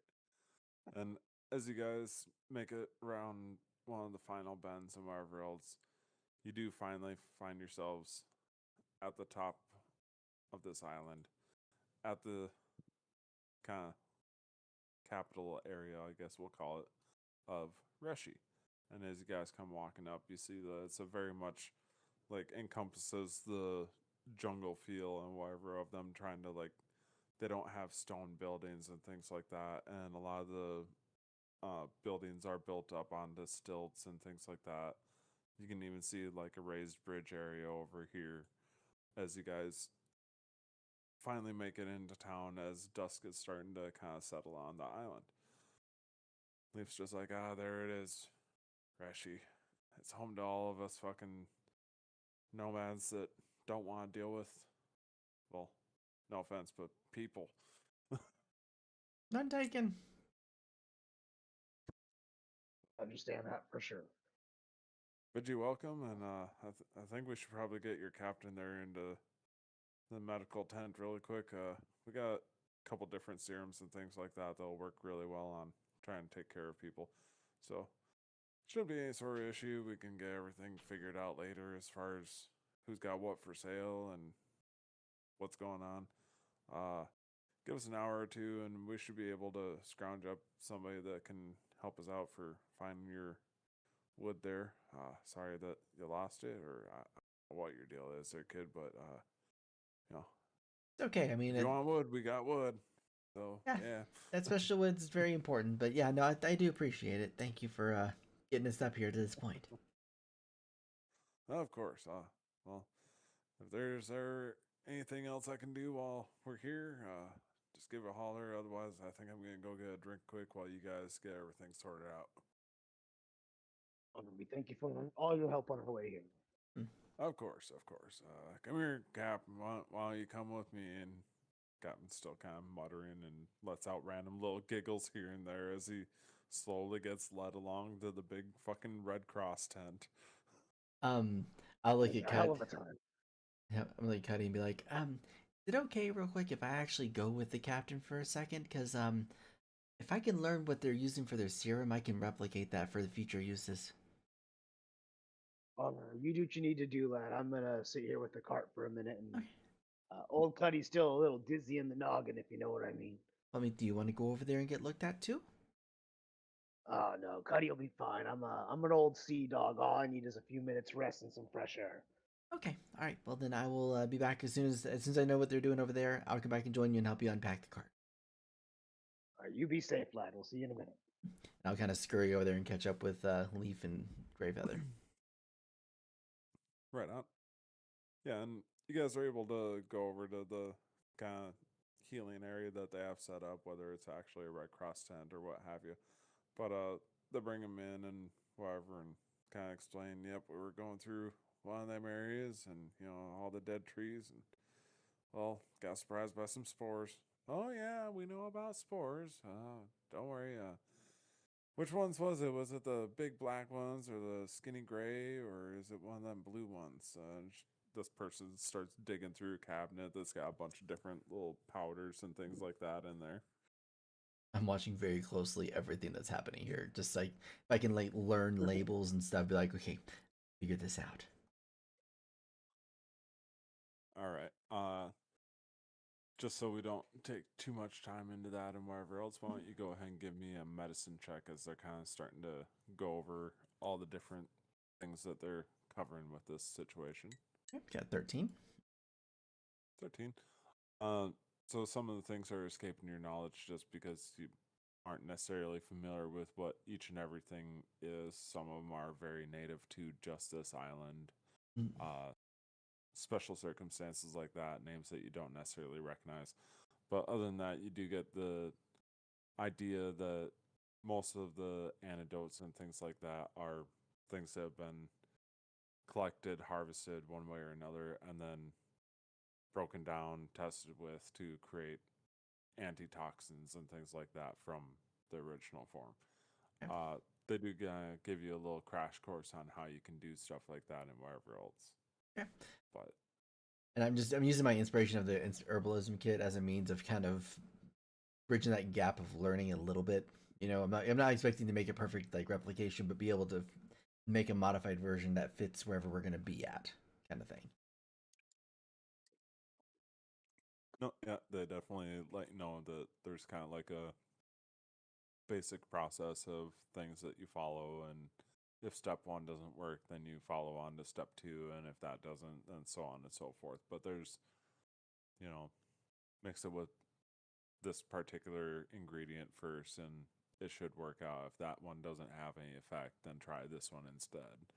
Okay. But there's ways of doing that where you can mix something with something else. So if you come across basilisk venom one time or another, you'd be able to take a sample of it and mix it with certain things to try and create an antidote better. Okay.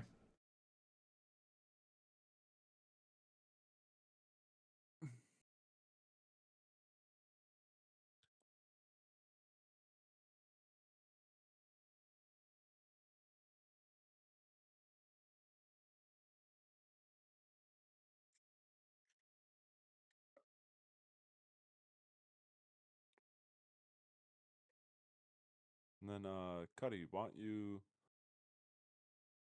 give me do a con save again, just see how things are going after you've gotten a chance to kind of sit and relax for a bit.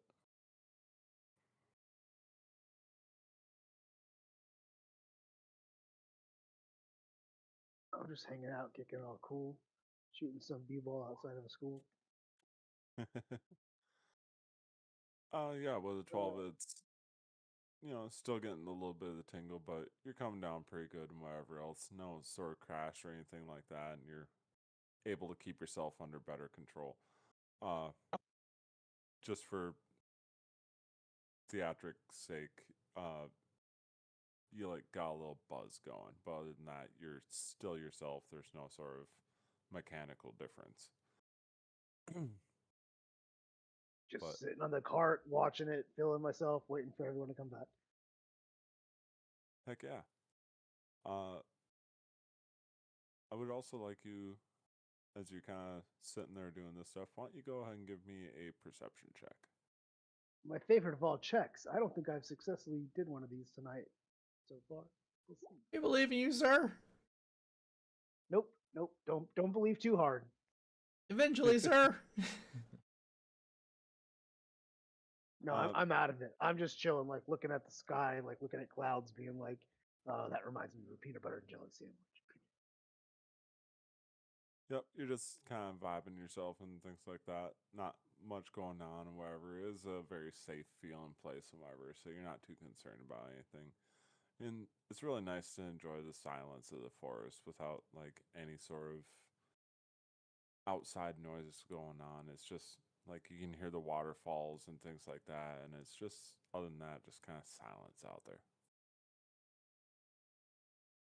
Peaceful, nice and peaceful, like I like it. Indeed. And as you guys kind of finish up with Captain and whatever else, get a little anecdote and him and whatever, they say, yeah, I think he's gonna need to rest overnight. So, tell you what, why don't we set you guys up with some lodging and things like that, and we'll worry about the rest of the business part in the morning.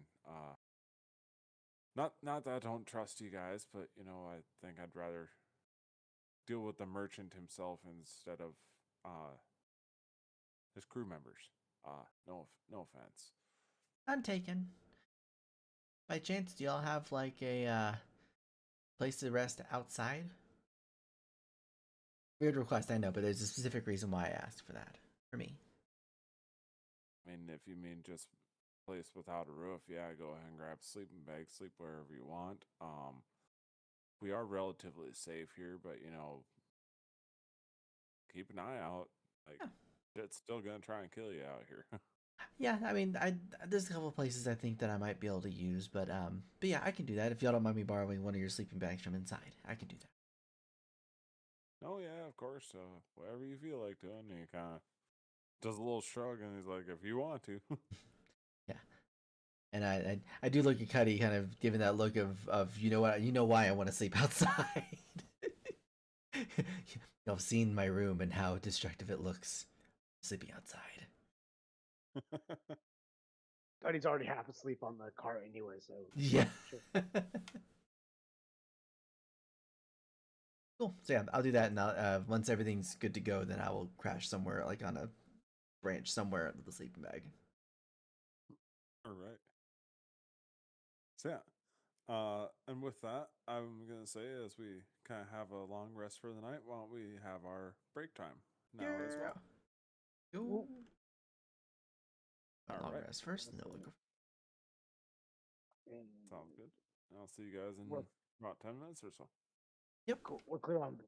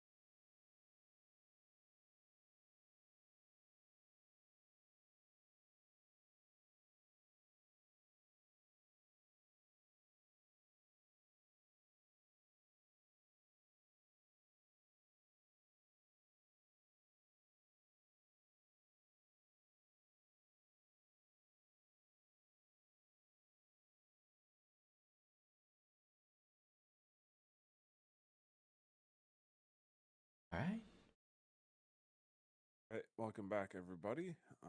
Just got done with our little break period, and now it's time to hop back into things. So, uh, we currently have just made about a day's travel up through the mountainous regions of this giant jungle, in search of some wood for Alluvia. Along the way, obviously, a couple of you guys got a little bit waylaid by some shroom spores and things like that. And due to issues with not recovering quickly enough and really tripping out, things like that, you guys end up spending the night over here as apex predators and things like that usually would be out at night, as is kind of the norm for most of the world. So it's advised not to go out too much later. You guys find lodging, whether it's outside on a tree branch like you wanted to do Alluvia, or if you get let into one of their very nice, almost like log cabin style with four-poster beds and whatever else. Very comfy place. You can tell that they probably had a lot higher population at one point or another, and whether it's because people moved away or what the case is, you don't know. But there's some nice beds. Take the You guys convenience. all wake up the next morning feeling nicely refreshed. As you kind of look around, there's a bit of a morning mist coming off the waterfalls nearby and things like that. But few people are out and about walking along the wooden planks of the trees and stuff like that, moving from building to building. How would you guys like to start your day off? I would like to check on the captain first thing when I wake up. Like, all right, Captain, oh Captain, priority of feeling you, getting you feeling better so you can get these goods traded. Oh, I swear I haven't had a fucking trip like that, and it's got to be years and years now that since the last time. But definitely feel ship shape now. They had plenty of medicine.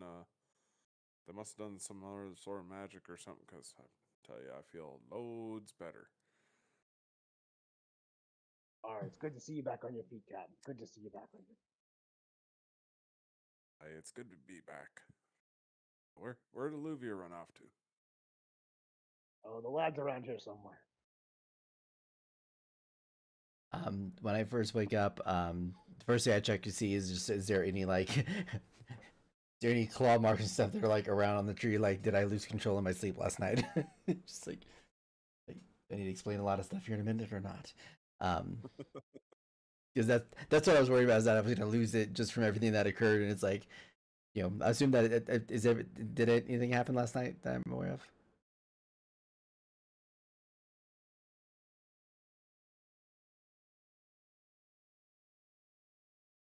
Let me do a quick roll. Okay.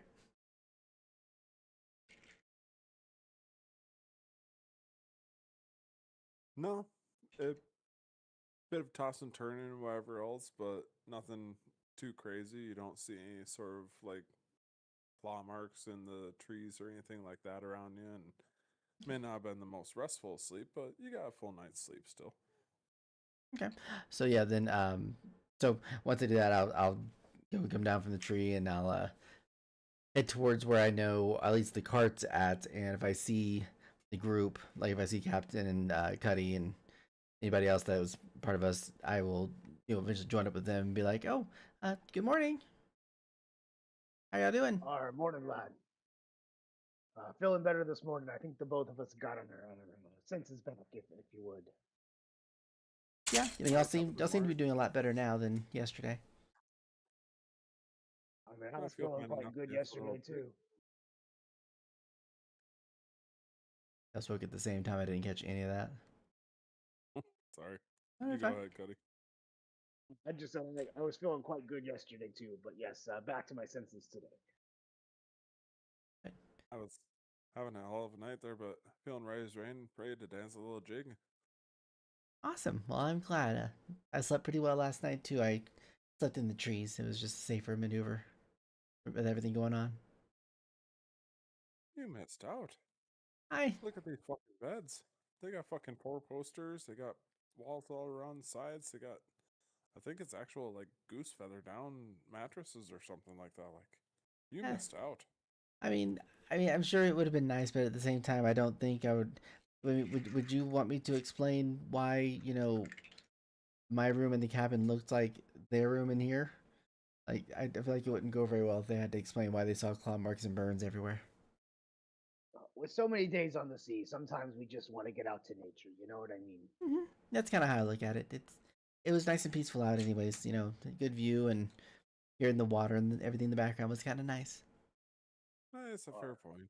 Mm-hmm. Yep. So, do you need help with the cart, Captain, or are you what is our plan from here? I know you need to do the sailing and stuff like that. Well, I figured I'd take it on through and see what all I could manage. If you guys wanted to kill a little bit of time around town yourselves too, I could definitely help you out once we unload stuff. Try and find whatever wood is that you've been wanting. Sure, we can pay somebody around here. They'll be able to provide a service for you. Mm-hmm. Yeah, I mean, I can always be some entertainment for the local kids and stuff around here because having someone different around here that can do some unique stuff is always fun for them. Especially everyone likes Tony for some reason. Oh, that's fair enough. Mm-hmm. But I don't know about you, and you kind of looks around. You kind of look around too. Mm-hmm. There are no children here. Yeah, looks like This is all this is all like recluse adults that, give a nod to each other, but other than that kind of don't communally gather very often, so there's no real families. yep. Plus, the danger level of the actual forest. Kind of look around. I kind of just tap my fingers together, be like, well, my expertise will not be used here in this one. This town, the vibes are off for this one. Tony is not coming out today. At least not for this purpose. I'll help the captain upload the the cargo here, and then we can go look for your hardwood there, lad. You know, Okay. And I'll probably look around town just to because we didn't get a chance to really kind of look around the town, so I kind of want to just scout the area out, just kind of just see what the overall vibe is, what people are doing around there, kind of thing. Just to make sure we're safe. A being here and B that it doesn't seem like there's going to be a setup for when we leave to go find the dragonwood. Like I know Leaf is fine, Gotcha. but he's the only person I know it's fine. Right on. Uh, so I would like you to do a insight check for me as you're kind of going around getting a vibe of the town and stuff like that. Perfect. And Petty, since you're gonna help him out with unloading some of the wares and stuff like that, why don't you go ahead and give me a persuasion check as you guys are trying to get the best prices that you guys can. He's also going to roll one to help out with this. oh, that is a natural one for a 2. You totally want to buy the stuff in our cart today, guys. Hey, it's good shit. No MSRP.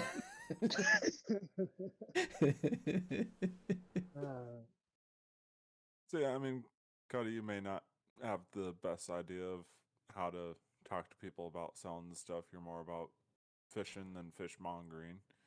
But Captain Greyfeather kind of steps up, plays the part of the merchant and whatever, and you guys managed to get most of your supplies unloaded pretty well.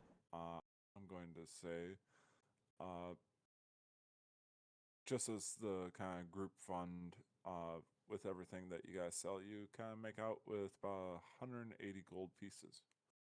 Nice. That'll kind of get divvied up around the crew and stuff like that. So you guys get a pretty nice haul, and as you're kind of unloading wherever else, you can't help but notice that they do have their own wares available and whatever for, local purchase, whatever the case might be. So you do see that there's a little stand full of plants. There's a little potion stand here and there, stuff like that. There's one tavern for the whole town. It's very like each person has their one thing, and you kind of go around like that. So if there's anything that you're interested in as you're helping out with things, you guys could definitely look into stuff. Luvia, with your 16 insight, you get a decent feel for the town. Everybody kind of minds their own business. They help out when it's needed, stuff like that. But nobody's like actively aggressive against one another. And you still get the safe feeling. Okay. And my walking around is just, like I said, walking around Nashville, just almost like a tourist. I'm like enjoying the view and there's what's going on out here, but just like I said, just kind of watching in the back of my mind, just kind of watching what's going on. But yeah, I might sometimes, occasionally, if I'm not like looking around, I'll stop. I'm assuming that water is actually there in the background in our picture. Yep. So I'll stay on the ridge and I'll like stare at the water, like the waterfall, or sometimes I'll look at the other side to see where it goes. Mild meditation, just kind of taking it in, just enjoying the view, because I don't get these views every day. It's very rare, so I just try to soak as much of it in as I can. Nice. Did you take some of the poisonous spores? Why is there a butterfly coming out of the waterfall? It's beautiful, It's- man. Yeah. That one said jump. I'm wondering if I should jump. No. I can fly. I believe I'm gonna die. Oh wait, we're good. But yeah, I believe I can fly. Taking the view, kind of just relaxing, enjoying it, and then after a little bit, if Cuddy hasn't caught up, I will catch up with them and help with whatever's left of the market that needs to be done. All right. So I'm gonna say probably about the same amount of time between you doing your thing and wandering a little bit. You meet up with them right about the time that they're finally unloading the last of it, and you see that Captain Greyfeather has a nice sack full of gold that he's being handed by one of the guys. Kind of turns towards you and he's like, "Ah, Olivia, good time. Tell you what, we can start heading out and find whatever guide will lead us to your wood. You know, make sure you got all the right tools for the job. I don't know if you need do anything neat, make it nice and smooth, or if you like when it's kind of knobby or bent. I don't know what you're exactly looking for, but nonetheless, they got some kind of cool stuff around here. I don't know if there's anything that you need along the ways, or if you're just ready to go get your stuff. I mean, I'm assuming that. Well, I mean, I can't assume if anybody's necessarily going to be cutting it when we're getting up there. I probably should buy some supplies in case I need to do the work myself. Um, so I will make a quick run just to see if they do have any like wood cutting tools and stuff that would be used specifically for the dragon wood itself. I would ask that, prefacing it's like I'm trying to get some of the dragon wood. Do y'all have any tools that I need to get? Because I don't know if the person's guiding us is going to be helping with that or not. So I can do it myself if I need to. And, you know, they got axes and things like that. They do mention, nothing special for those, but, be careful. Some folk around here have religious superstitions about the places and wherever else. It's not really a place that we go to very often, so, I hope you get somebody that knows their way around those places. Well, I mean, if they can at least get us close, I'm sure that we can probably navigate our way through. From what I understand, it's easy to it's hard to miss to when we get up there. So, I mean, if they can't get all the way up there, I'll understand. It's not, from what I understand, it's not a place you want to be up close to, anyways. So, Well, don't you worry. Anytime that comes to wood, we always get up.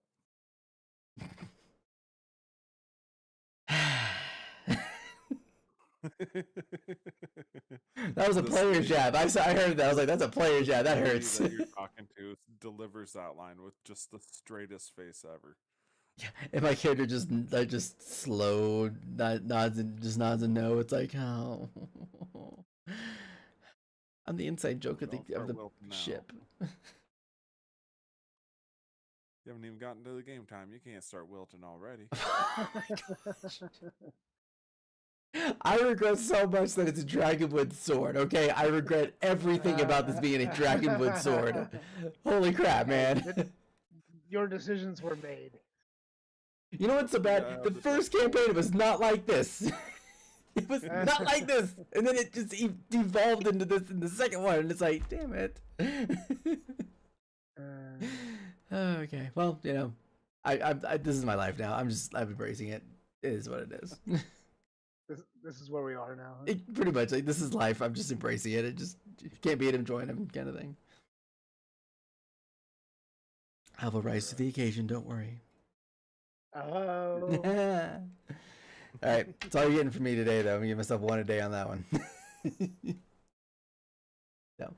But yes, you are able to easily find a axe that you can purchase. Doesn't cost more than, like, a silver for the axe. There's plenty of lumber around for them to make whatever tools that they need out of anything, really. Okay. So common item like that, not a problem. Perfect. Other than that, there were, like I said, there are like some herb stands of localized fauna and things like that. Otherwise, there are a couple of there's a potion stand that has a few items available. If there's anything that you guys are looking for while we are here, I don't Actually, recall where everybody's sitting, but I know we're pretty flush on monies. yeah. I haven't spent a single like copper since I've started this game. I've got plenty. I would like to look for outside of the equipment. I'll take off a couple silver just for that for earlier. I like to see if they have what potions of healing they have, and also if they happen to sell a vial of that serum that they made for the hallucination stuff. I would like to buy just one bottle of that, and whatever potions they have, I like to see what the prices are. All right. They do have 2 potions of healing available. I want to say it's the greater is the second level. Yeah, greater healing. Yeah. So there are 2 greater healing potions available. Each one is going for about 45 gold pieces each. I will definitely buy those. Like I won't even buy twice. Be like 90. Set it down. Kind of just pull out of my bag and set it down. Be like, that can be good. Yeah, 90 is the price. That'll definitely work. Yeah, and I will slip in an extra 10 just because I like to support local places. So I'll slip that on there if they notice it. Cool. If not, that's okay too. But it's still gonna be 100 gold regardless. I'm giving them. I appreciate it. Do you need change? No, not at all. It's for you guys to enjoy. Well, thank you very much. That'll definitely help. Hmm. Or knows I need to do some thatching. Gotta patch up a couple of them loose shingles. Kind of mumbles off about that. You do swing by the medical place as you guys are going through town and collecting things like that. They don't have any sort of like potions readily available there, as that's not their shtick. They're more of the natural stuff. So they do have a couple different serums and things like that, which would just run you 10 gold per serum. So they have one for the hallucinogenic and one for a couple others, but it's very generalized. So we can say that you buy one for 10 and it'll cover just about anything you get. Yeah, I'll do that then. I'll give them 10, and I will also, if they're interested, if there's any like medicine stuff that I can, like knowledge that I can share with them, I'll probably share that information just to give them a little bit more to work with. You know, take it or leave it. Just from one healer to another, it never hurts to have extra knowledge, kind of thing. Oh yeah, they definitely appreciate the knowledge. Cool. Yeah, but more like things that you would get in like the sandy desert area, desert kind of concoctions. I would tell them about those kind of various things. Okay. And then what about you, Cuddy? Is there anything that you wanted to look for before you guys start heading off? Cuddy doesn't really carry money on him because everything he gives to his either his family or the community back at Gold's Rest. Okay. So he just kind of hangs out while everyone shops and just kind of spends his time. He lives modestly and gives to the community more than he keeps. Right on. All right. So, no issues as far as that stuff goes. You guys are able to finish up your going about town and things like that. Drop off the cart as you guys don't really need it along with you anymore for the moment. And you do kind of meet up with Leaf after a little while, and he takes you in to see some of the more bigwigs around town to try and find you guys a guide. Doesn't take too long, probably good hour again, led over this way and that way before you finally get one that knows the way that you guys are going and doesn't have too much issue with superstitious stuff. This guy kind of looks a little bit grumpy and whatever else, missing one of his eyes, but he's like, yeah, I can take you along. Just stay close. Follow Leaf's instructions from yesterday. It's all the same shit everywhere that you look. It's all fucking plants and things trying to kill you, eat you up, use you for more nutrients so the whole island can keep growing. Just stay close and, well, let's be quick about this. I don't like being in those areas longer than I have to. As far as I know, some of them beasts tend to make homes there. So we'll be quick. Hopefully we won't have no issues. And as we're walking, I'll kind of make sure I'm trying to stay as far away from earshot from the guy as we can. Be like, hey, Daddy, I have a question. So it's always kind of bothered me when it comes to individuals with one eye. You know, when they lost their eye, did they see it coming? Assume unless they also on an island. Yeah, I don't know. Just I heard it was making for a good pun, but I guess didn't have as much of a punchline as I thought. But that's okay. I just thought I would ask it because I've been wanting to ask that question for a while. I'm trying to get better at humor. It doesn't work very well sometimes. You did great. That was yeah right. I didn't see it coming. Thanks. Happy go lucky, just gotta catch up with everyone else or with the lead in the front. Oh, that's awesome. I heard it was screaming in my head. I'm like, I have to share this pun. This pun has to come out.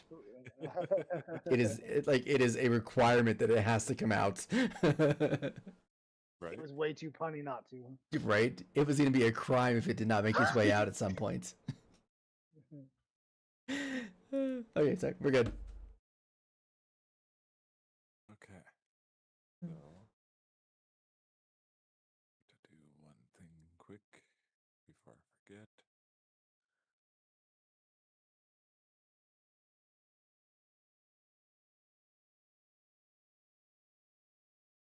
Okay. So that's there.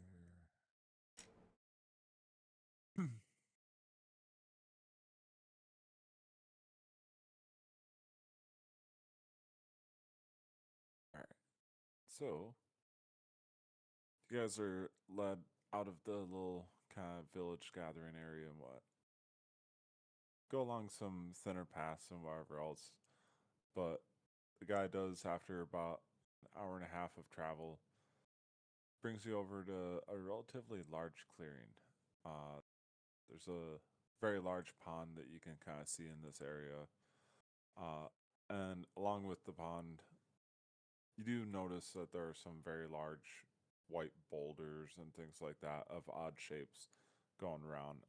Very much eroded, but you can definitely kind of imagine over the course of time that it's been deteriorated. It still kind of forms up that dragon-esque shape, curled up around this pond in the middle of the forest. It's like, I think we found it, guys, right?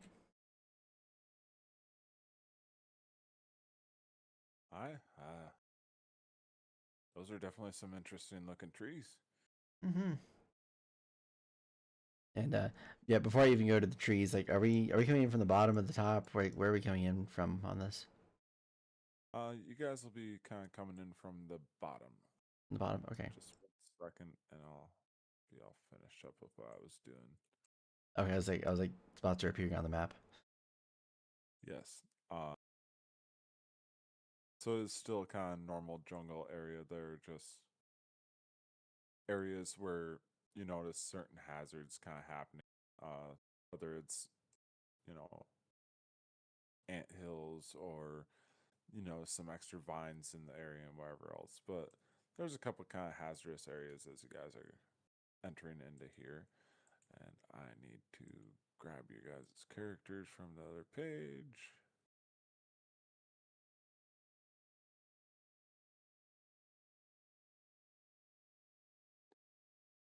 Well, it's not Leaf because he doesn't do that shit. I'm just gonna attach the Leaf character as the guide. It's his So twin he brother, is- Bush. Yeah. Exactly. Bush. Bush. Not W either. Yeah, I said not my fellow Americans. Fuck's an American. Ladies and gentlemen, we got him. Oh wait, no. All right. So, you guys' characters are all available on the screen now again. I should also, in case we need him, grab Tony. Well, I should say the Tonys. Yeah. Well, unless we happen to go into water combat, I don't think I'm going to need shark form. You never know. I mean, there is this like pond thing right here. That's a fair point. You may want to have just, you know, bath time. Scrub a dub dub. I was splashing in the tub. Right? Up like a fish in the water.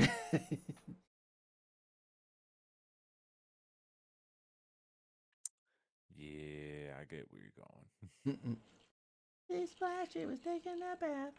It's like a magic carp, you know, washing itself in the water. Carp, carp, carp, carp, carp. It casts splash. It has no effect except for on the bacteria on my back. It's great. All right. So I got all the different forms of Tony around. You guys come walking in, see all these different trees and things like that. And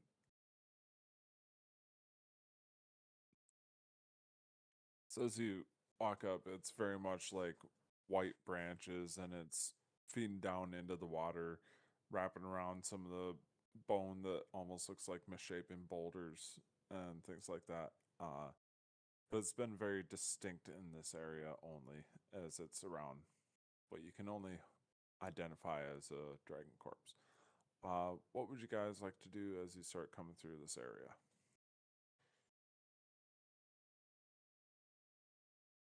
The first thing that I would do is I'd probably stand like over here close to the tail, and once I can verify that that's a dragon head up there, I'll probably go up to the tail, kind of get on my hands and knees, you know, put my head on it, and just kind of say almost like a little prayer thing, but I'm kind of saying under my breath, "Thank you for letting me, you know, take your wood."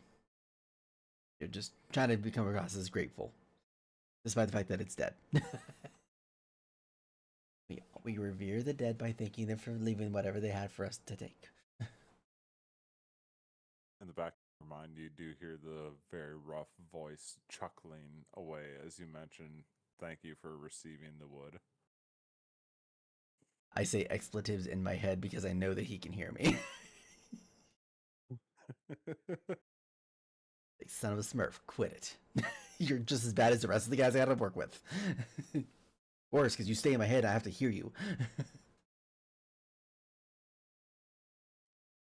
But and then I'll start going towards probably this tree over here to look at it. All right. As he's heading over that way, what are you doing, Cuddy?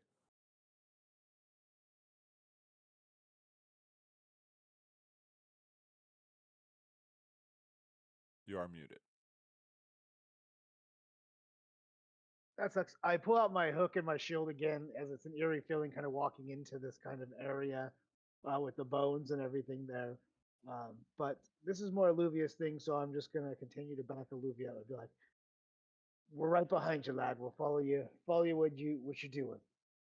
Thank you. And I think Captain Greyfeather and the guide are gonna follow you.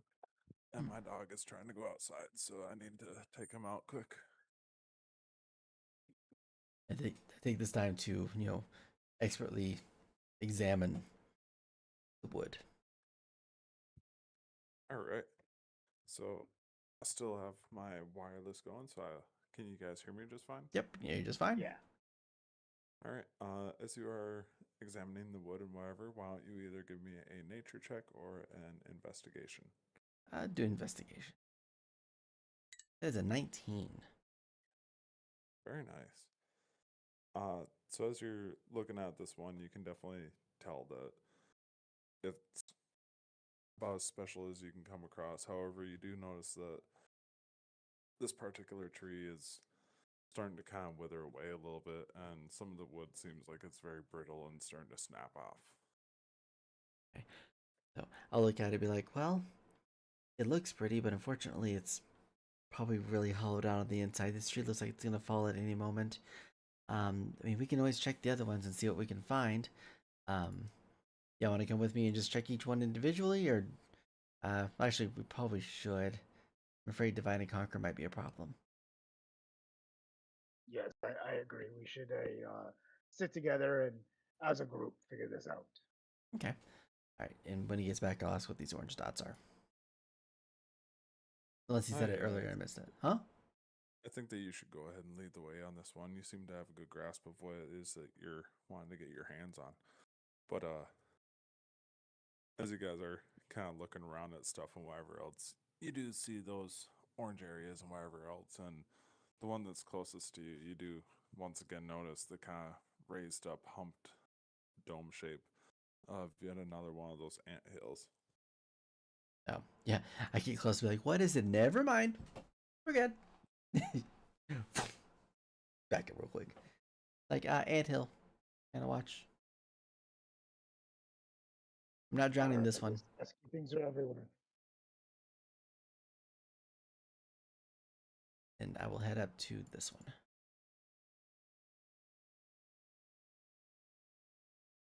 I will continue to follow.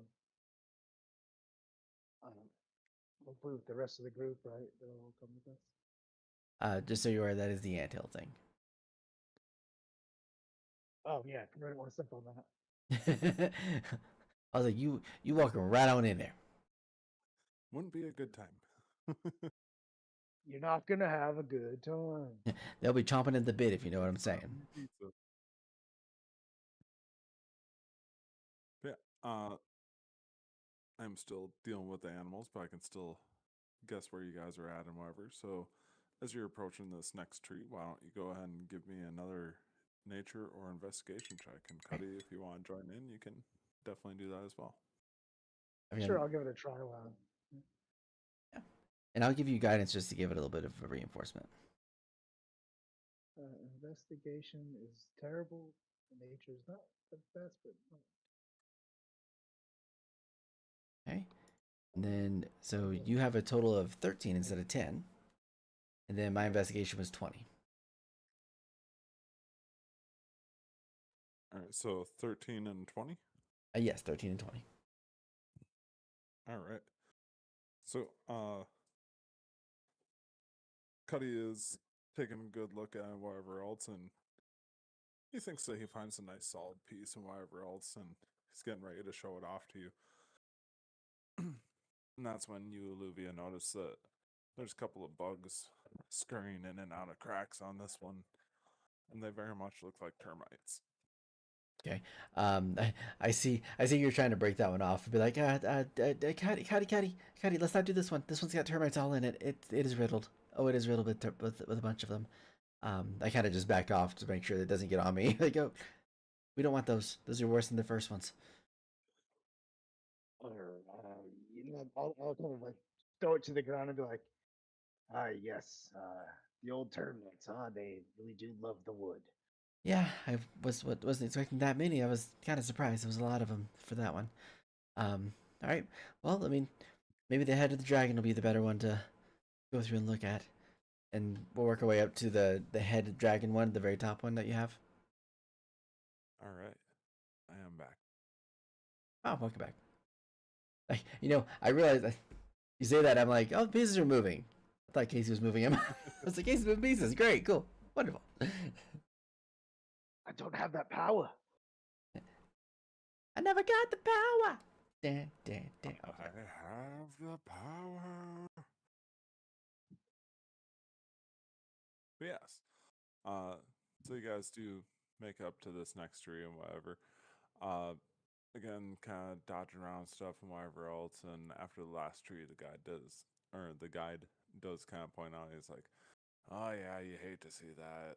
Every once in a while, these trees, it's almost like the eggs are laid within it, and like one piece breaks off, and all of a sudden, just like a whole freaking colony of termites sprouts up out of those branches. Uh, hate to see it happen to these trees. These ones are kind of special, you know. They don't grow like everything else. They grow more naturally. I agree. They're very special for sure. Indeed they are. And I will investigate this next tree and see what we can find here. There's a, Do you think they will have termites? I mean, hopefully not, but I mean, I don't know how old these trees are, so it's hard to determine. The first one you checked didn't have termites, or did it? It didn't have any, but it was also very frail and it was kind of hollowed out. Like the main pieces that I would need was just hollowed out. Well, that sounds like termites then. Yeah. And am I able to get an idea of how old these trees are based off what I've seen so far? Yeah, I would say that it definitely is. Knowing that it grows at a normal rate, these ones, gray feather, alluvia, and cuddy, I think all three together would be able to hold hands around this, but it'd be tight. So, I mean, based off that kind of girth, you know that this one's probably at least a good 20, 30 years old minimum with how wide it is. He would assume it's got some decent ring count in it. Okay. Like, well, it seems like it's up there in age, but I don't know. Just the termites is a little excessive, but these trees are also special, so we don't really know what all they have. So, All right. and I rolled 22 for my investigation on this one. All right. As you are looking this one over, you start to like follow a kind of crack that you start seeing appearing and whatever else. But as you're like following it, turns into the seam of one of the branches and whatever else, and you're looking at it. You get the feel that this one is practically perfect. Like the size, the shape, the girth. It nice and solid. It's not. It doesn't feel frail. It doesn't feel like it's gonna crumble in your hands or anything like that. Like you can get a good grip on that and give it a nice shake, and you feel like it. You know, something that's gonna last you a while. Okay. So yeah, I've kind of like examined it and I'll be like, ah, there it is. There's what I needed. And I'll try to start cutting a portion off that I need. Or I would like to, if possible, I'd like to get multiple pieces.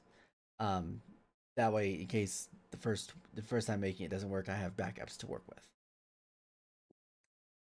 So I just And I would say based off your normal druidic nature, you know, you are aware of plants, even if it's not jungle plants for you per se.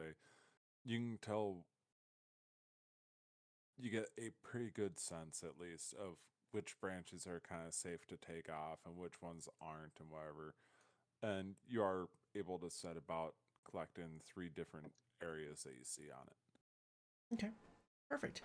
And for my own curiosity, I will talk to the one that's inside me and be like, just out of curiosity, do you happen to know who the dragon was that was here? I don't know how to draw exactly, so I thought I would give it a shot. You just hear rumbling silence from within the depths. Good talk. All right, got nothing out of that one. All right, cool. His name is Steve. We're calling him Steve. Name. I kind of mumble Steve out loud without realizing I was talking to myself still. So You do hear just the darkest whisper of "I am not Steve," and it says with disdain. okay, so everybody notices my mouth just drops like, oh, oh. A lot of things just made more sense, but also didn't make more sense. Kind of look, and I look at everyone else, be like, so you're aware? I know the dragon who died here. Let's not mess with any more of this if possible, just in case we piss him off. Just a little bit. You know, just speaking for a friend. Like, For clarification purposes, Yeah. the one that said "I am not Steve" was the thing within you. yeah. Okay, I was making sure that I wasn't misunderstood. Like you thought the dragon that these are growing out of was responding to you, and that's not the case. Yeah, no, I was saying that I was saying that the dragon, the body of the dragon was. I was saying we're calling it Steve, and then he said it's not Steve. So Olivia thinks that the dragon on the inside is this guy's is the body. So it's like, oh, we're connected. Oh no, that's what he's thinking. Like,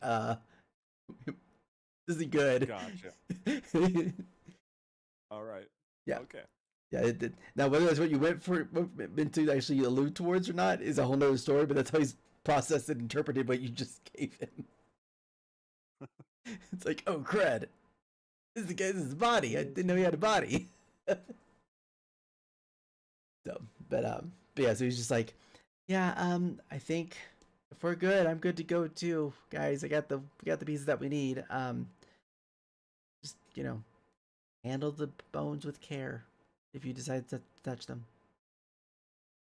Yeah, if you've got your fill of wood, then I'll be ready to go. Dang it. Well,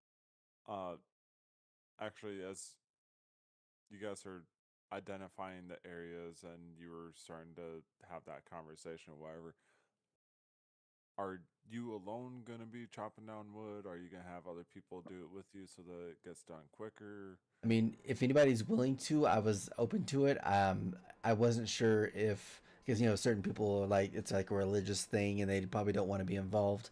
I wasn't going to pressure anybody into doing it if they didn't want to. So the option was there. Otherwise, I was doing it myself. I'll help. I'll help. I have no objection. Okay. And then your guys' decision, do you want Greyfeather to be helping out or do you want him doing something else? I mean, I would recommend having a lookout if the guide is not going to do that. Yeah, because there was that footprint earlier still to do with. So. Exactly. We haven't seen anything with regards to that creature from the trail. Sounds good. Very Then, true. yeah, Greyfeather and is Leaf still with us, right? Correct. Yeah. Or the other guide, yeah. I'm just using the leaf token. The guide that looks like Leaf. Leaf's guide, Bush. Bush. Timu twin. Yeah. Yes, Bush. Bush. That was right. Bush. Yeah, look out, and then we'll collect that wood for Olivia. Yep. All right. So, as you guys are setting about gathering the pieces that you need, I need you guys to make perception checks at disadvantage for me. All right. As you are, I'm already bad enough at these. Captain Greatfeather's gonna roll straight, and the other guy's gonna do a little bit of a straight roll, kind of as well. Honestly, that isn't as bad as I thought it would be. 14. 22 for me. It was at disadvantage though. Oh, that's right. Okay.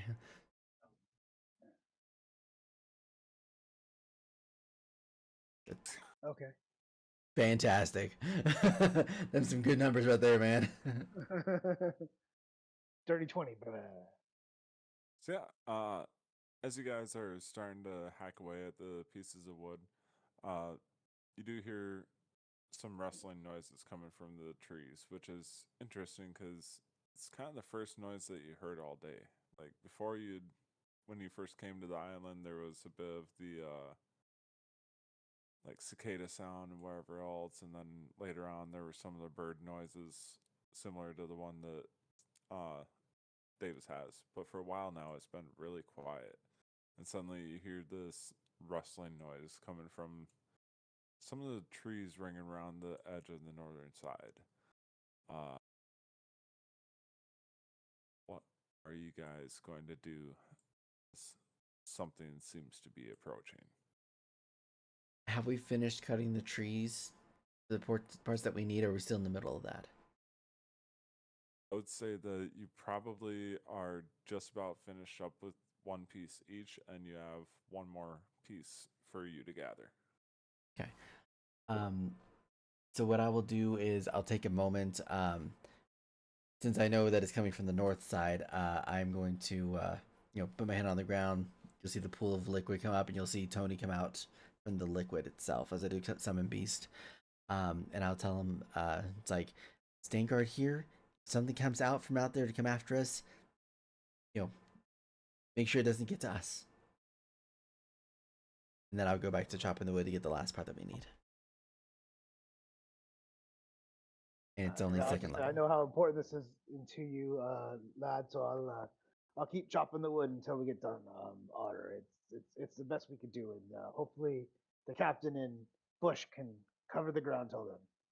Indeed, the three of them should be able to handle this just fine. And I will go back with you and help out with getting it done. Just so occasionally looking back as I'm going, just to see how bad it's about to get here in a second, probably. All right. So, as this happens, you do summon up Landform Tony the Tiger. Yep. Land form, best form. Oop. Bring him up over this way. Hey, Tony. So, it's overlap and whatever else, but I'm going to say that you two are around over this way, working on the tree.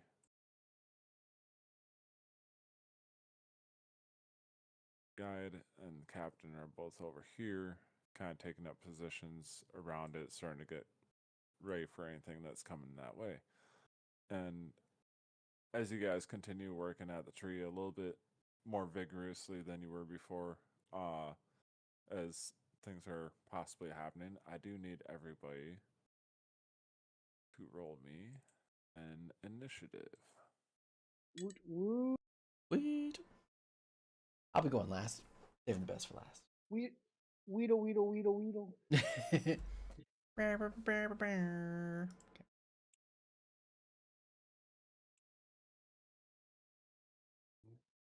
Deuce on the dice. Yeah. Already got you on there. Olivia, Sarah. Tony's just right after you, Olivia, right? Yeah, he should turn with me. Okay.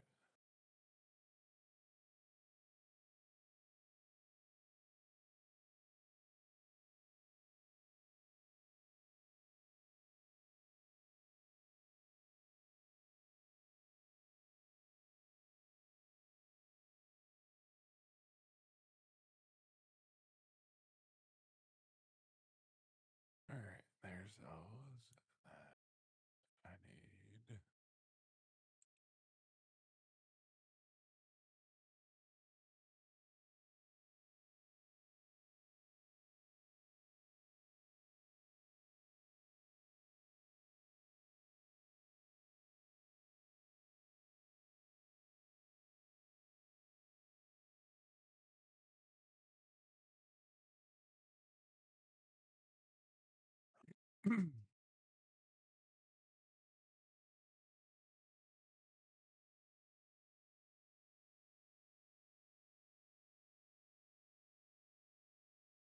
Sorry, I always forget that I should do a pre-roll on these things. All good. gonna grab myself a water real quick. If you don't mind, it'll be like 30 seconds. Not a problem.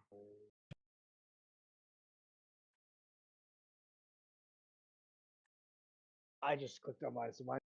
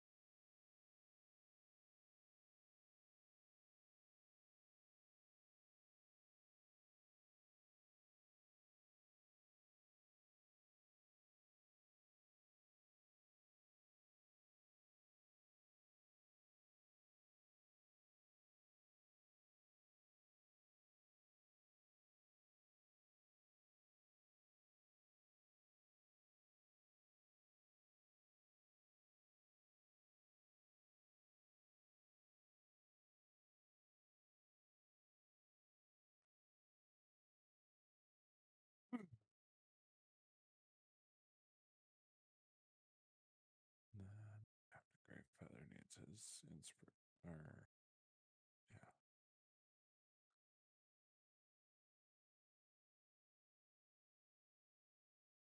They say that I'll regret this in the morning. Okay, I'm back. But I sleep till noon. I sleep till noon. Or do BRB? Are we still going? No, Yep, we're good. Yeah. Okay. I was like, I wasn't on BRB, so.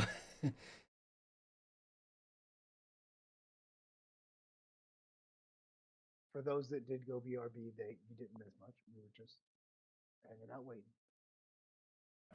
I ran out of my soda, so I was like, nope, time to go to water. Gotta All right. get that pop to get that caffeine. That's right. And non-sponsored Monster works great. Hell yeah. All right. So, as the rustling sound starts to get a little bit louder, you guys are starting to work on the last piece of the tree that you guys need. Cuddy, what are you doing for your turn? As I'm things gonna heat up. use my action to just finish the job, hopefully as quick as possible. Um, we Alluvia had some tools, so maybe I'm using a tool or something to help me just kind of just finish this, getting this collecting wood. All right. Why don't you go ahead and make a attack roll like you would with your hooks? Because it's just an axe that you're using. Nothing special. That is 10. So yeah, I mean, you still chop into the wood and whatever else. It's going to take a little bit of effort on this last one as it's kind of like a nice hearty piece itself. So, I mean, it does a little bit, Yes. but it's going to take a little bit of time still. Do you I have a guess, second lad, attack? your wood is indeed hard.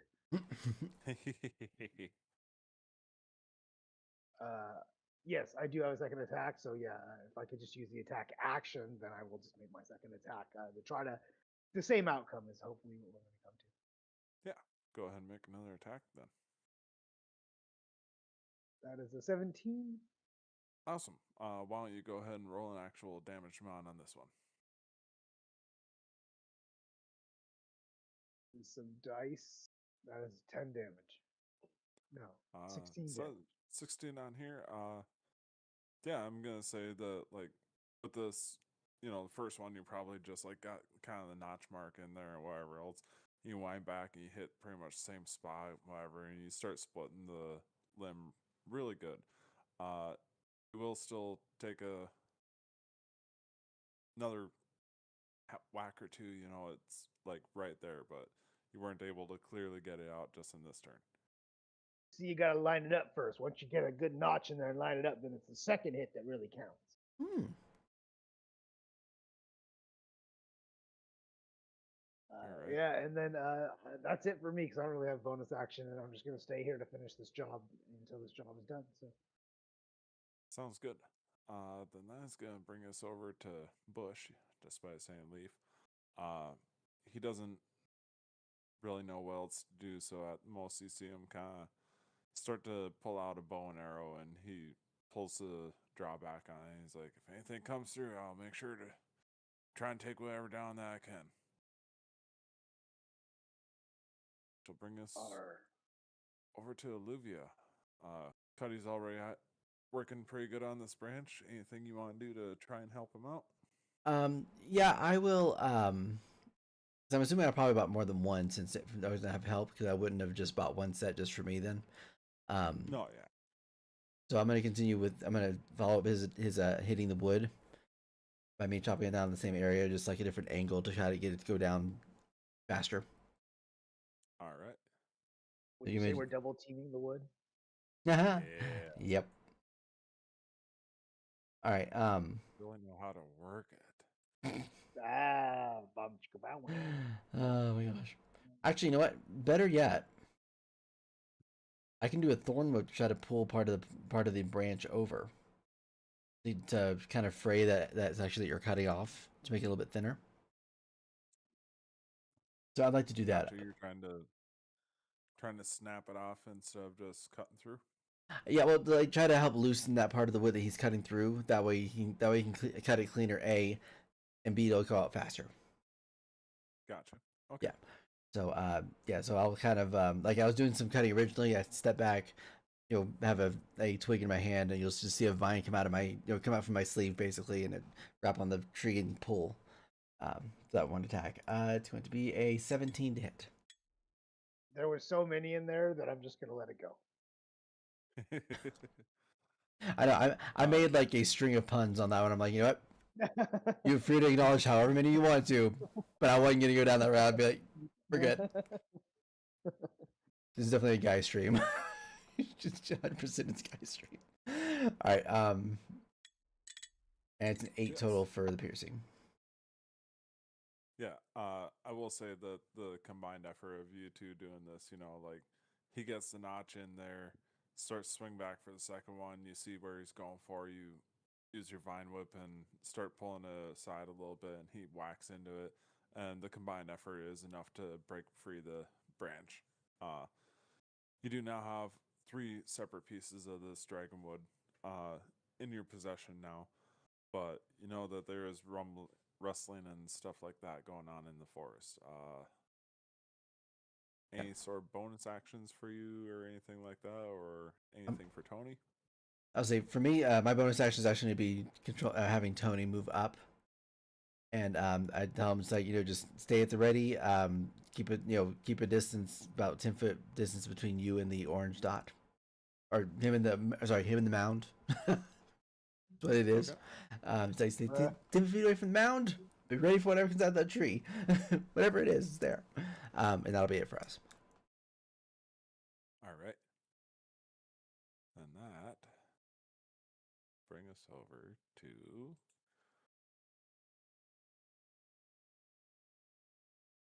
this little guy who starts to rustle his way out from the branches. As you look upon it, it looks like this, actually. Almost like a dog, except it seems to have like bark, bits of tree brush coming off of it, and things like that. It doesn't seem like a normal flesh and blood animal, but it very much resembles a sort of wolfish pack kind of animal. You're gonna make me This make is this good obligatory pun, aren't you? I You're- guess so. You're gonna make me say it. His bark is more than his bite. This guy is 100% bark, man. Look at this guy.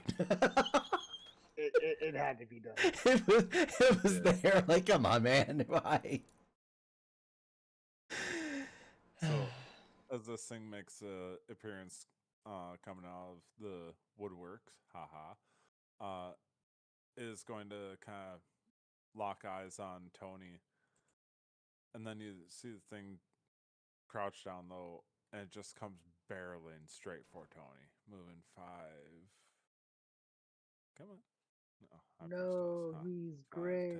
10, 15, moving straight through this like pile of ants and whatever else. Oh no. 15, 20, 25, and it comes right up onto Tony, and this thing just like jumps and lunges at it, and it goes to make a bite attack against Tony. This is going to be, well, let me just click. His stats real quick. There it is.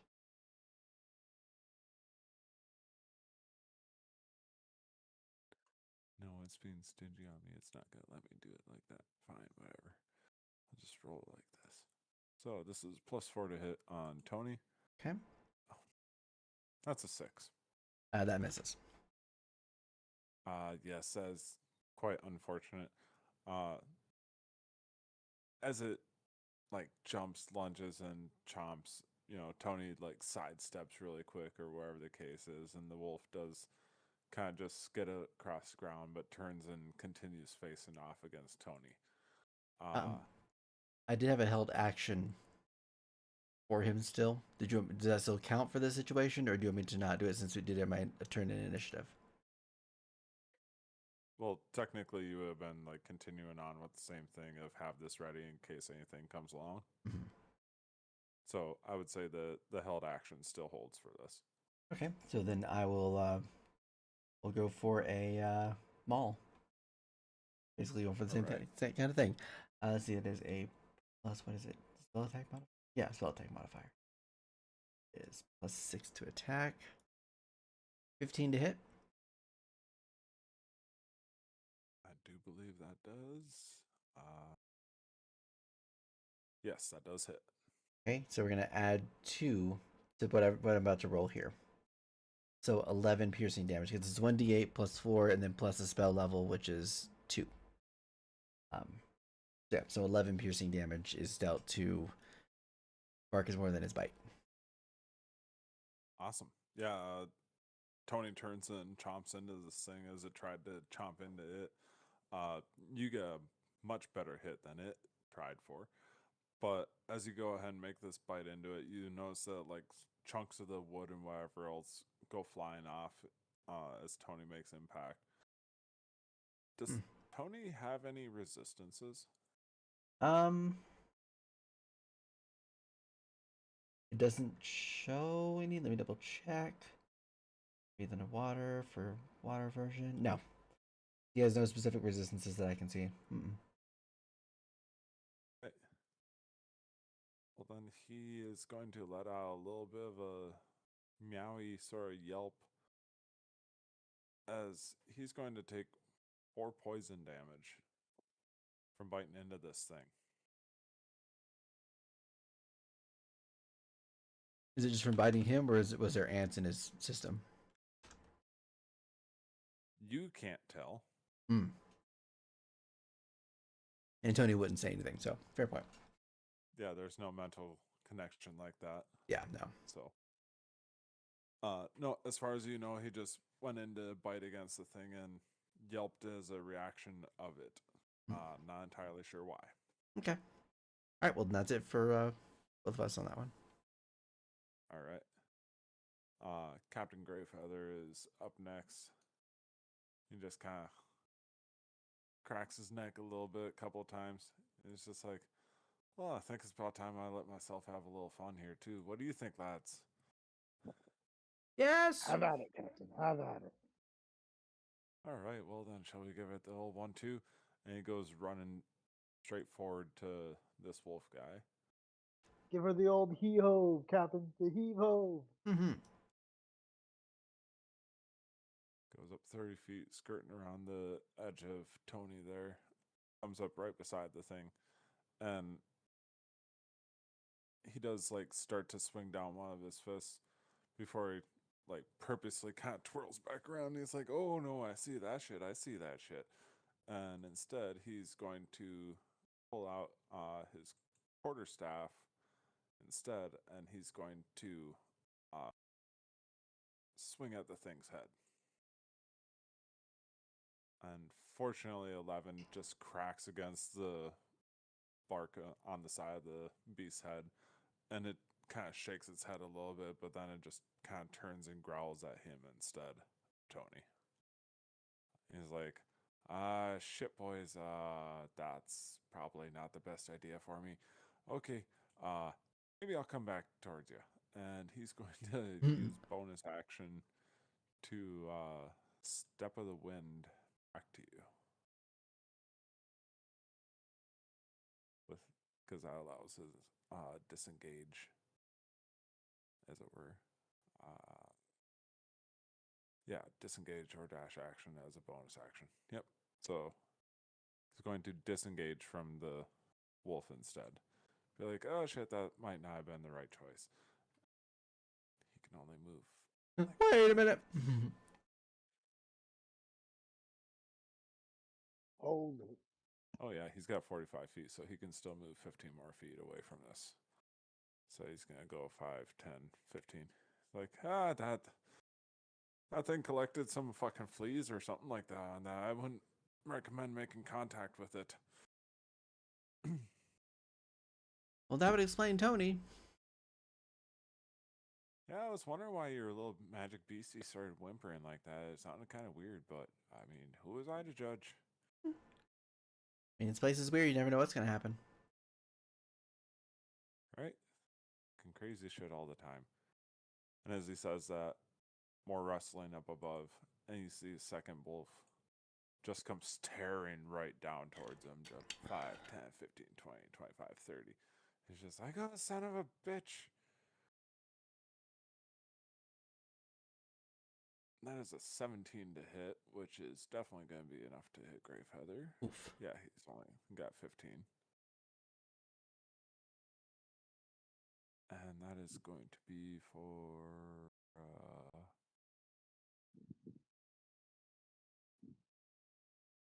6 piercing damage onto Captain Greyfeather. Just like, damn it. Still say the other one was harder than this one's hurting me. Sir! We'll be over there soon. Don't worry about me. Take your time. I'm fine over here. I fucking damn wolf. And with that, it'll bring us over to Cuddy's turn again. The wood is now broken free. You guys are able to once again take whatever actions in combat as you wish. Let's see. 5, 10, 15, 20, 25, 30. I don't know. What am I doing? Right. 30 feet right there. Maybe like actually just right like there. And then I'm gonna pull out my lightning javelin of lightning, and I'm gonna throw it in a straight line at these two. Go ahead and make 2 attack rolls, I believe. That is a 22 to hit. Definitely hit the first one. Do you have to make one for the second one as well, or how does that work? When you throw this weapon at a target no further than 120 feet from you, you can forego making a ranged attack. Oh, I didn't even need to really make a ranged attack, I guess. Instead, the weapon turns into a bolt. This bolt forms a 5-foot wide line between you and the target. Oh, the target must make the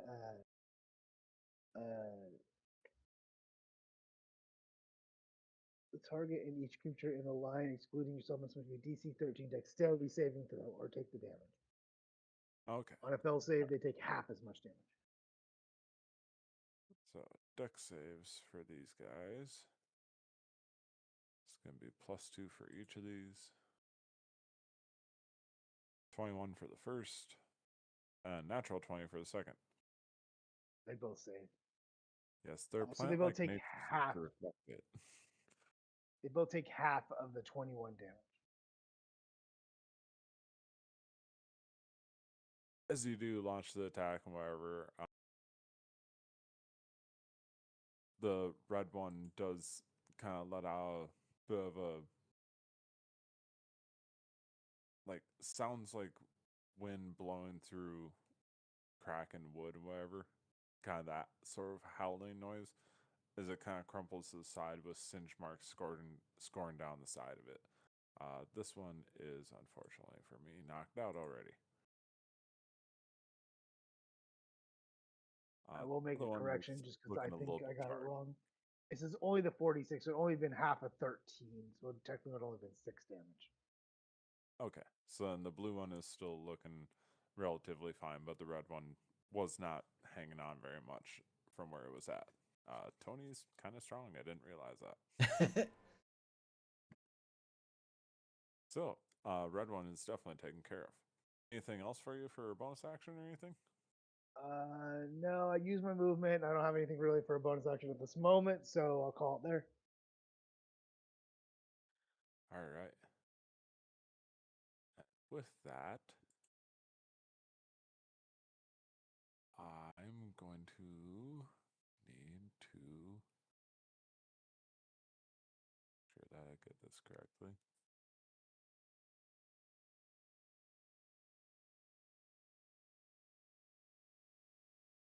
Going to be +4. So a natural 20. Does that hit you, Cuddy? 2 in a row. Yeah, that hits me. So as you launch your javelin at this, or at these wooden sort of wolves, you do suddenly just hear the slightest small slithering sound behind you before all of a sudden a tendril wraps around your midsection and begins to lift you up. Or someone's getting a little handsy. And as you do, you slowly get turned around, face to face with this. Oh boy. It's an ugly mug. Almost seemingly made out of living vines. The eyes glowing with some sort of arcanic energy that you can't quite place. The same sort that was permeating the land. But you're getting a strong vibe of it from this thing that now has you in its grip. As it gets hold of you with that tendril, lifts you up, you are considered grappled. Until the grapple ends, you are restrained and have disadvantage on strength checks and strength saving throws. And with that, for second action, is going to slowly start to pull that rope in towards itself. The tendril almost seeming to get sucked back into the mass network around it as you come closer face to face with this thing, and it starts to open its mouth up wide. No noise coming out, just teeth everywhere. You won't take me alive, you son of a bitch. As you say that, Bush suddenly turns around and he's like, "What are you talking? Oh my God, what the hell is that? Oh fuck, that's the apex. That's the apex. Guys." And he starts to almost just lose his shit, and he's going to turn that bow and arrow on this creature. Unfortunately, 11 is not going to be enough to hit this thing. The arrow flies wide, and he's just fumbling, starting to try and grab for whatever next arrow is in his quiver. Alluvia, what are you gonna do? I am going to check my range on this first.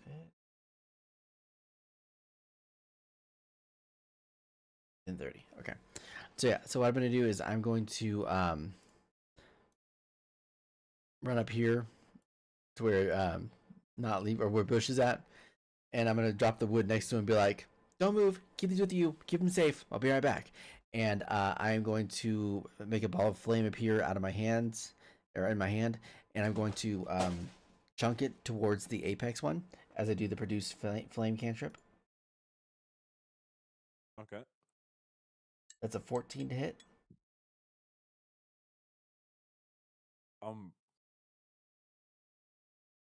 So if I remember right, that one's bonus action to produce the flame and then action to toss it. Let me double check. Flame appears, harms either. That's I did. It doesn't. It says that it's an action to cast it, and then it's another action to dismiss it. If I don't want, if I or well, so yeah, the spell ends if you dismiss it as an action or if you cast it again. But it doesn't say anything about being into bonus action to activate it now. Oh, I thought it was the one where it like puts a little modifier in your hand. Flickering flame appears in your hand. Oh, flaming sphere. Is what you're thinking of. No, it was this one. When you cast a spell or as an action on a later turn, you can hurl the flame at a creature within 30 feet of you. So yes, when you initially summon it, you can immediately cast it, and then any time after that, it's just automatically in your hand, and you can. Gotcha. So can I?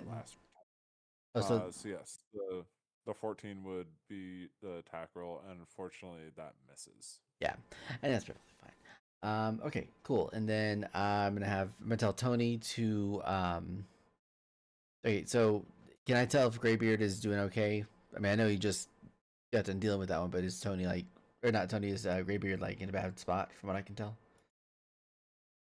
Greyfeather is still fine. He got a little bit of damage earlier on, but nothing too major. Perfect.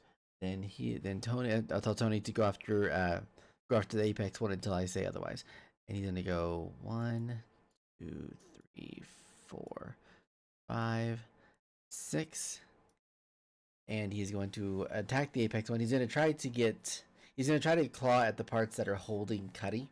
I believe they said that Cuddy got picked up after being grappled by him, right? Yep. Yeah. Yes. So he's gonna attempt to hit that, if not just like going for any body part in general at this point. Let's see. That is a. You know, I have a second inspiration that you gave me. I'm gonna go ahead and use it. All right. Freaking. Nope. All right. Cool. Great. Wasted it, but that's okay. Fucking fantastic. It's been great. Makes my day. All right. That's all I'll be able to do for me. All right. That is going to bring us on to Greyfeather, who is once again going to kind of twirling his staff around and whatever else. He's going to make 3 consecutive attacks. Or actually, no, I believe it's 4.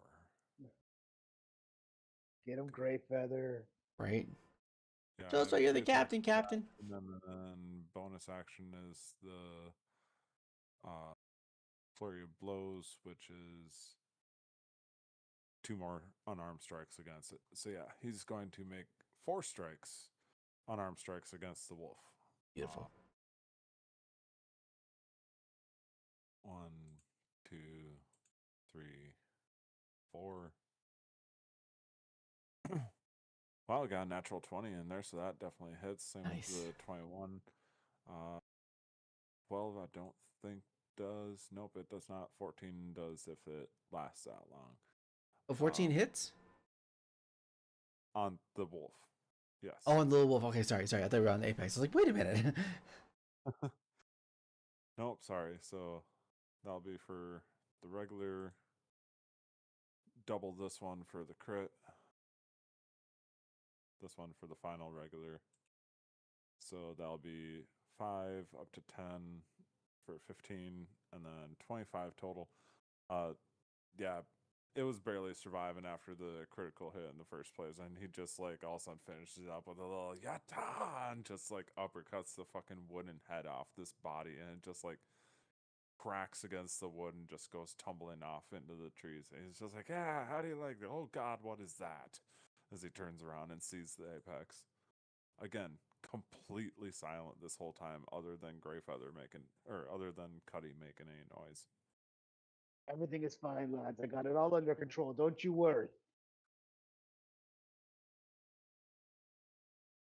And as you say that, it does bring us to your turn.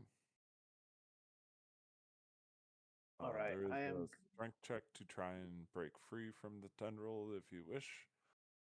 You Oh, are no, currently restrained. I want to keep being. Oh no, I'm not just grappled. I'm fully restrained. Uh, Just to be clear. read that. Each vine can be attacked. Destroying a vine deals no damage to it.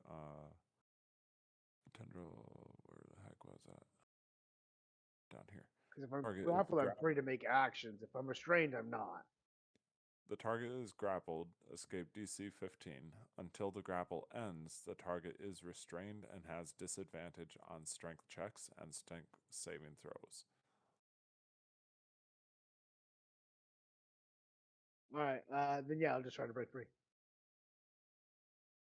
All right, so go ahead and give us a strength check at disadvantage.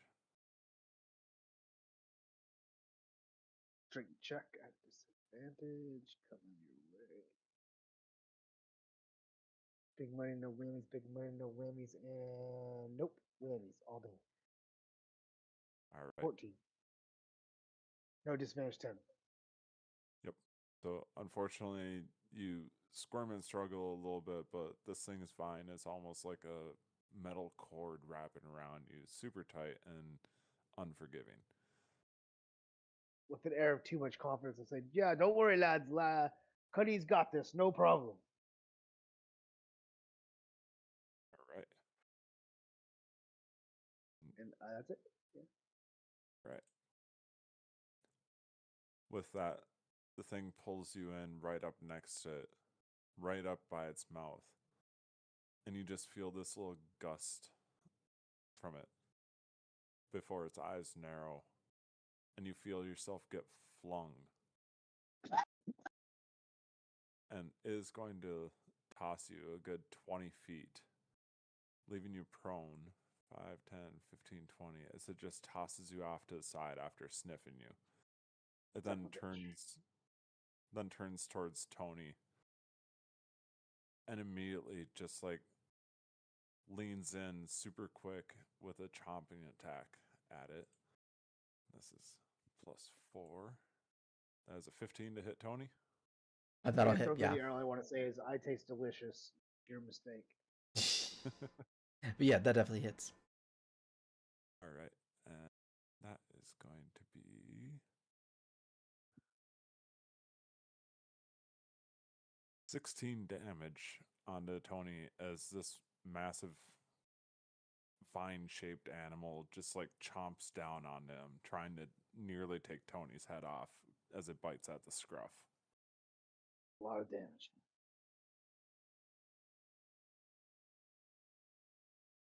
And then with that,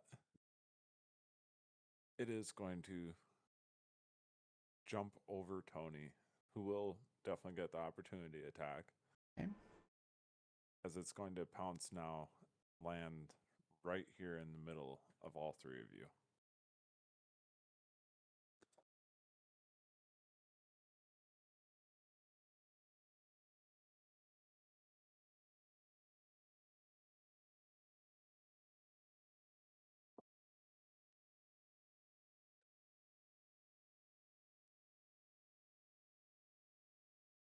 We're waiting on Casey. On it. No, it would be on you. For Tony, if Tony had an opportunity attack. Oh, I'm sorry. Yes, I'm sorry. I did realize. I was like, what are we doing? Sorry. Give me a second. This 22. You had me tricked. Yes. I was like, wait, was I supposed to be doing something? Well, I wasn't sure. It was just really quiet. I'm like, I didn't see a turn move or anything. I'm like, what? See what's going on? Okay. Yeah. So that is gonna be 4. Add 2 to this. 8 piercing damage. Very nice. You do see Tony kind of like raises up a paw and scores along the length of one of the viney legs. The thing doesn't seem to get phased by it too much as it just lands just coiled up muscles of vines perched or like crouched down and ready to attack the next one that goes for. Okay. With that, it is now Bush's turn.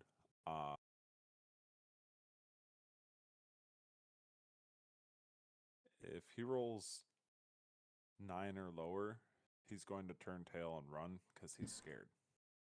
Oh, look. That's a 9. So he, unfortunately, yes, he immediately is like, oh God, no, no, no. And he's going to turn and start running away. The creature instantly kind of locks eyes on that movement and lashes out with one of its vines.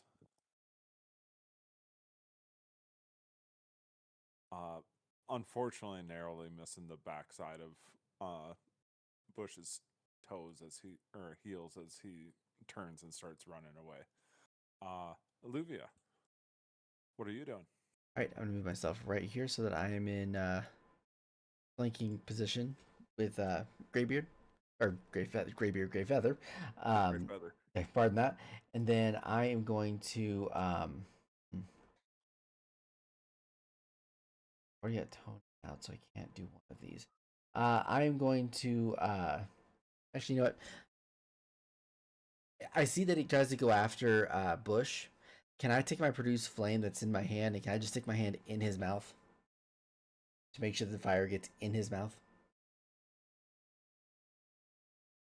Sure. Okay. If you want to do that. Yep, I will definitely do that. Be like, oh, wait a minute. And just stick it in his mouth. You may do an attack with advantage since it's going to be point blank range. Yep. Be a 21. Yes, I will hit. Right? It's going to be 5 fire damage. That is basically, I want to incinerate his insides, assuming that he's all made of wood like everyone else was. Gotcha. Yeah, as you kind of launch this little fireball inside of its mouth and whatever else, its teeth almost start to snap down on your hand as you pull it back out, and you just see the flames kind of like spark off the inside of the thing. Other than that, you don't see any sort of additional effect to the creature. All right. And then I will yell at Tony. Tony be like, back me up. And so Tony's going to attack it from the side there as well. All right. There it is. 6. Oh, almost a natural 20. 25 to hit. Yep, that'll hit. Okay, and then so 8's piercing total. All right. Okay, and Yeah. that No, go ahead. I said that'll be it for me. All right. So yeah, as you guys start to kind of wail away on this thing or whatever else, it's still completely silent other than the impacts against the earth and things like that. It's not making any noise, but it does seem to kind of flinch and back away from certain attacks, and it's still not trying to take damage, but other than that, it seems to have other focuses than self-preservation. All right. Well, that'll be all. All right. Then that'll bring us over to Captain Greyfeather. He's just kind of like starting to do that little jump in the splat in place thing. He's like, yeah, now I'm getting nice and warmed up. And he's going to try and unleash more attacks onto this creature. Really quick. Let's see. I have done Step of the Wind and a Flurry of Blows. So I'm going to make 4 more attacks against this creature. They are now all at advantage thanks to your positioning there.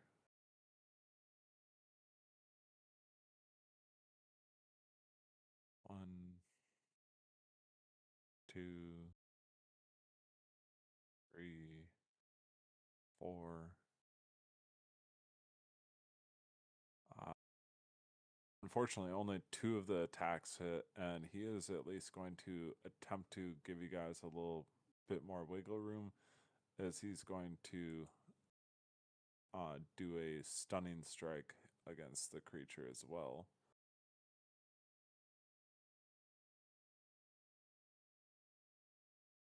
Can't tell I miss playing a monk, can you?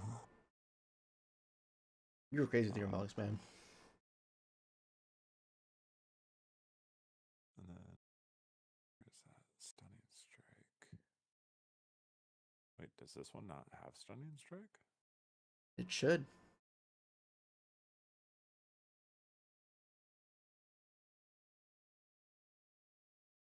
Oh, yep, there it is.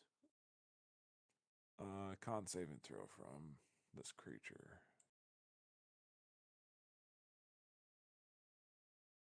And its con is +3. So unfortunately, the creature does find itself stunned, and you see like all the vines on it start to almost like freak out for a moment before falling limp, and the thing almost starts to like be a melting kind of form of itself, not quite as cohesively shaped together. Greyfeather's just like, holy shit, I wasn't expecting to see that. We just want to wail away on this thing, or what should we do? I mean, does it look like it's hardly even taking any damage at all? I know Hard if to it, judge. It's hard to judge as it's, again, mostly like all conglomerate of plants. You can't tell what's actually damage and what's just the way the vines and stuff look. But you're not getting a good feeling, I'll say, as far as how much it's taken. yeah. Oh, speaking of, I actually have to roll damage. Whoops. That's I a got lot so of caught up. damage. It's only 2. That's a lot of damage.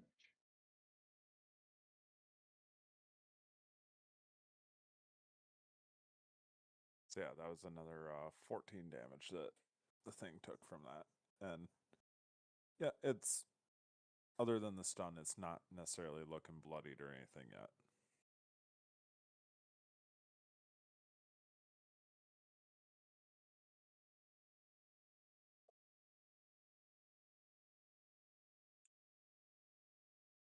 So he's going to stand his ground, I think, and he's going to wait and see if you guys can continue wailing on it as the thing is currently stunned. That is going to bring us over to Cuddy. You find yourself prone and tossed aside like a rag doll. What do you want to do?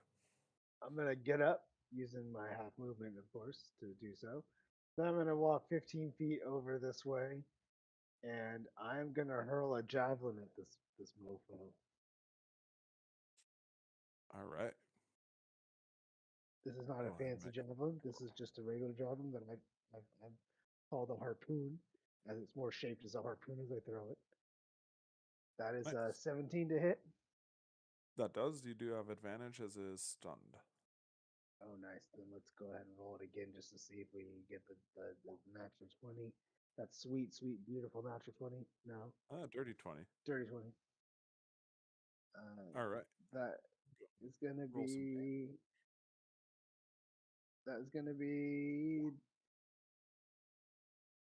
7 damage plus 11 damage total, and then I am gonna use a bonus action to cast Divine Smite at level 2. And that's additional 7 damage. All right. Yeah, this thing is definitely like flinching underneath the attacks as it's slowly starting to like coil itself back up together, but is starting to look a little bit more beat up as your javelin is sticking into it. I'm gonna pull out a second harpoon and throw it again, just to follow up as my second attack. All right. Again, at advantage. Oh, that's a good thing I have advantage. That's all I'm gonna say about that one. Dirty 20 again. There we go, another dirty 20, and this one's just a straight attack. Damage for a d6 plus 6. 12 damage. All right. So yeah, Which is you my got max possible damage. Ooh, ooh. Nice.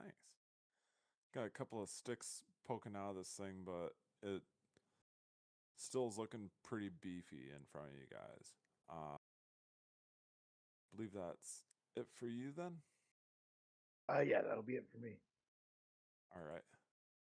As it comes around to its turn, you do see it like shake its head, and it starts to try and like break free of this stunning effect that was on it. And as it does this, you see the light in its eyes start to glow more and more. And suddenly, two more tendrils just like shoot out of the sides of it and just strike out at both Captain and Alluvia. You get the feeling that this thing is somehow shaken off or resisted some sort of stunning effect that was on it.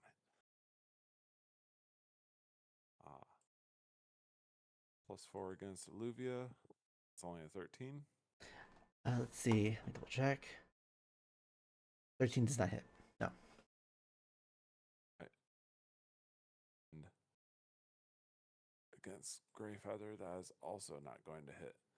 But the thing does start to like kind of rise up, back up onto its feet, and you see its muscles starting to bunch up again. Is taking that turn to just like recover like that and tried making attacks, but it can't do anything else. Bush is continuing just run like mad, not paying much attention to anything. He's essentially ditching you guys. Great. Save yourself. Fuck the visitors. Wonderful. He probably left the wood over there too. Oh no, you guys were the ones working on that. He was just keeping watch. Oh yeah, well I set it next to him so I could fight. Oh, gotcha. I was like, stay here, hold this, or stay here, get this with you. We'll be right back, and then started fighting. Okay, so well, my flame's already in his system, so I can let that basically just burn for a while. Okay, so I'm going to kind of breathe on my hands. As you see, I get claws as I'm gonna do primal savagery as an attack against this guy. It'll be with advantage. 25 to hit. That will hit. Okay. Let's see, and then 15 acid damage. That's a crazy high number. Okay. Damn. Yep. And do you want me to go ahead and do Tony's attack as well? Yeah, this thing is starting to show a bit of wear and tear now. Alrighty.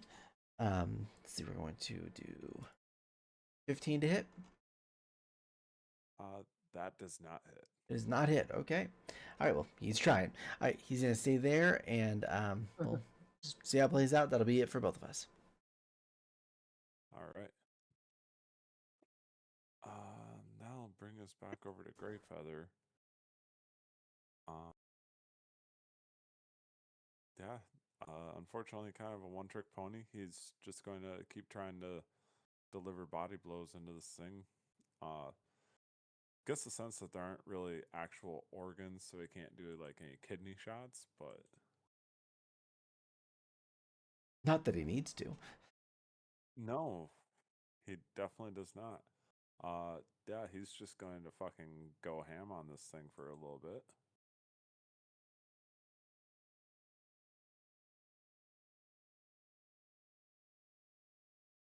Hmm. 26 more damage. The thing definitely does like starts kind of collapsing underneath the blows and wherever else. Some of the vines start falling off as he keeps making more and more strikes into this thing. But you see him start to get worried, like this thing isn't giving underneath any of these assaults, but it's just like wearing down. That's gonna be it for him. Cuddy, what would you like to do? We are getting pretty close to the end of the session, I promise. I know we started a little late. No, we're good. I'm going to. Let's see. I'm going to run over with my movement and get in. Oh, man.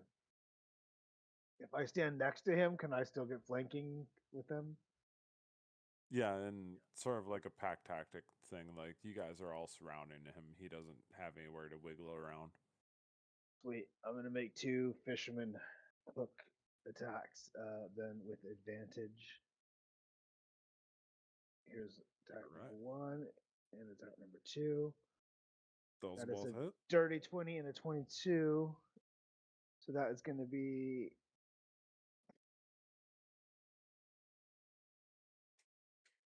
13 damage on the first one.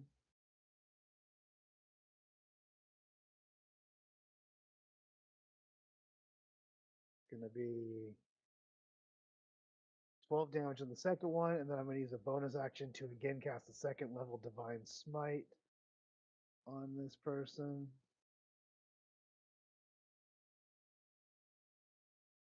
For an additional 10 radiant damage for 35 damage all again.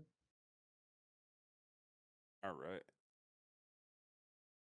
So as you wail into this thing, kind of swarming up on it and whatever else, this creature is really starting to look smaller as you guys are wailing on it, taking off bits and scraps. The vines are starting to just fall off into pieces and whatever else. As you deliver this kind of last little smite, how do you want to do this? It'll just be my fisherman hook as like I'm going. I'll just kind of grab the first one, kind of rip some off of him, like some of the bark off of his body. It's kind of like a plant, like kind of creature cracked. And then on the second one, I'll kind of rip through and just kind of pull him in half. Or as you do this, start ripping away at the vines and everything else, you do just wail on this creature. It falls down in twain. And as its body starts to kind of writhe and fall apart and whatever else, you do all of a sudden notice that something is kind of rising out of the body. And I need everybody to make me a con save. Oh no. Does that have to do with being frightened or anything? Nope. 18. Yep. 4. All right. The 18 and 19, Cuddy and Oh shoot. Captain Greyfeather are both totally fine as this stuff starts to rise up, looking almost like a pinkish purple pollen. Very different from the mushrooms that you guys had taken before. Unfortunately, Olivia, you do just get a face full of this. Hmm. And as you do, you instantly feel like this poison start affecting your system. It starts to almost try to like paralyze your body, and you feel yourself going into a great amount of pain. Okay. As the creature dissipates and you start to fall down, you're not like unconscious. It's not auto kill or anything like that, but you're feeling yourself like not in a good state right now. Okay. Nearly emergency state.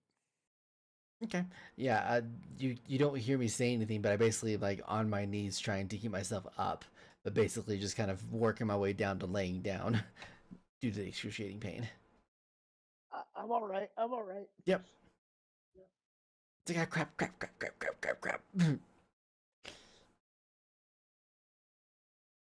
Indeed. As this starts to happen and whatever else, you are going to feel the first kind of course of poison or whatever is afflicting your system start to rush through you. And you are going to take 3 points of damage just for right now as the poison starts to afflict you. You guys do find yourselves out of combat now in the middle of the wilderness. And Olivia, you're the only one that really has that antidote stuff on you, but you're currently in the throes of pain and everything else. And that's where I'm going to leave us on this end of the session. Dun dun dun. Alrighty. Good grief. I was doing so good until the end of that. In a way, Apex Predator taken down. The hero. Well, I mean, you were both fucking heroes. One of you is really good. One of you is not looking good. Yeah, one of y'all was high as what was it? Tripping balls. The other one now is just becoming a ball by dying, shriveling up. Right? Curling up in pain. It's almost like tetanus just struck you out of nowhere. Right. We'll have to spend some of the crew money to get fixed up. I mean, There you go. we can make it home. I'll carry you on my shoulder. I'll have your wood in one hand and you on the other. And we'll go. Perfect. I like that. Damn. Didn't think a little guy would have that much. It looks going to be very deceiving, my friend. Leave it at And on that. that note, we'll go ahead and end the stream here. Yep. Thanks for listening, and we'll see you next week. Yep. Yep. See you guys Bye, later. guys. Thanks for joining us. And we're out.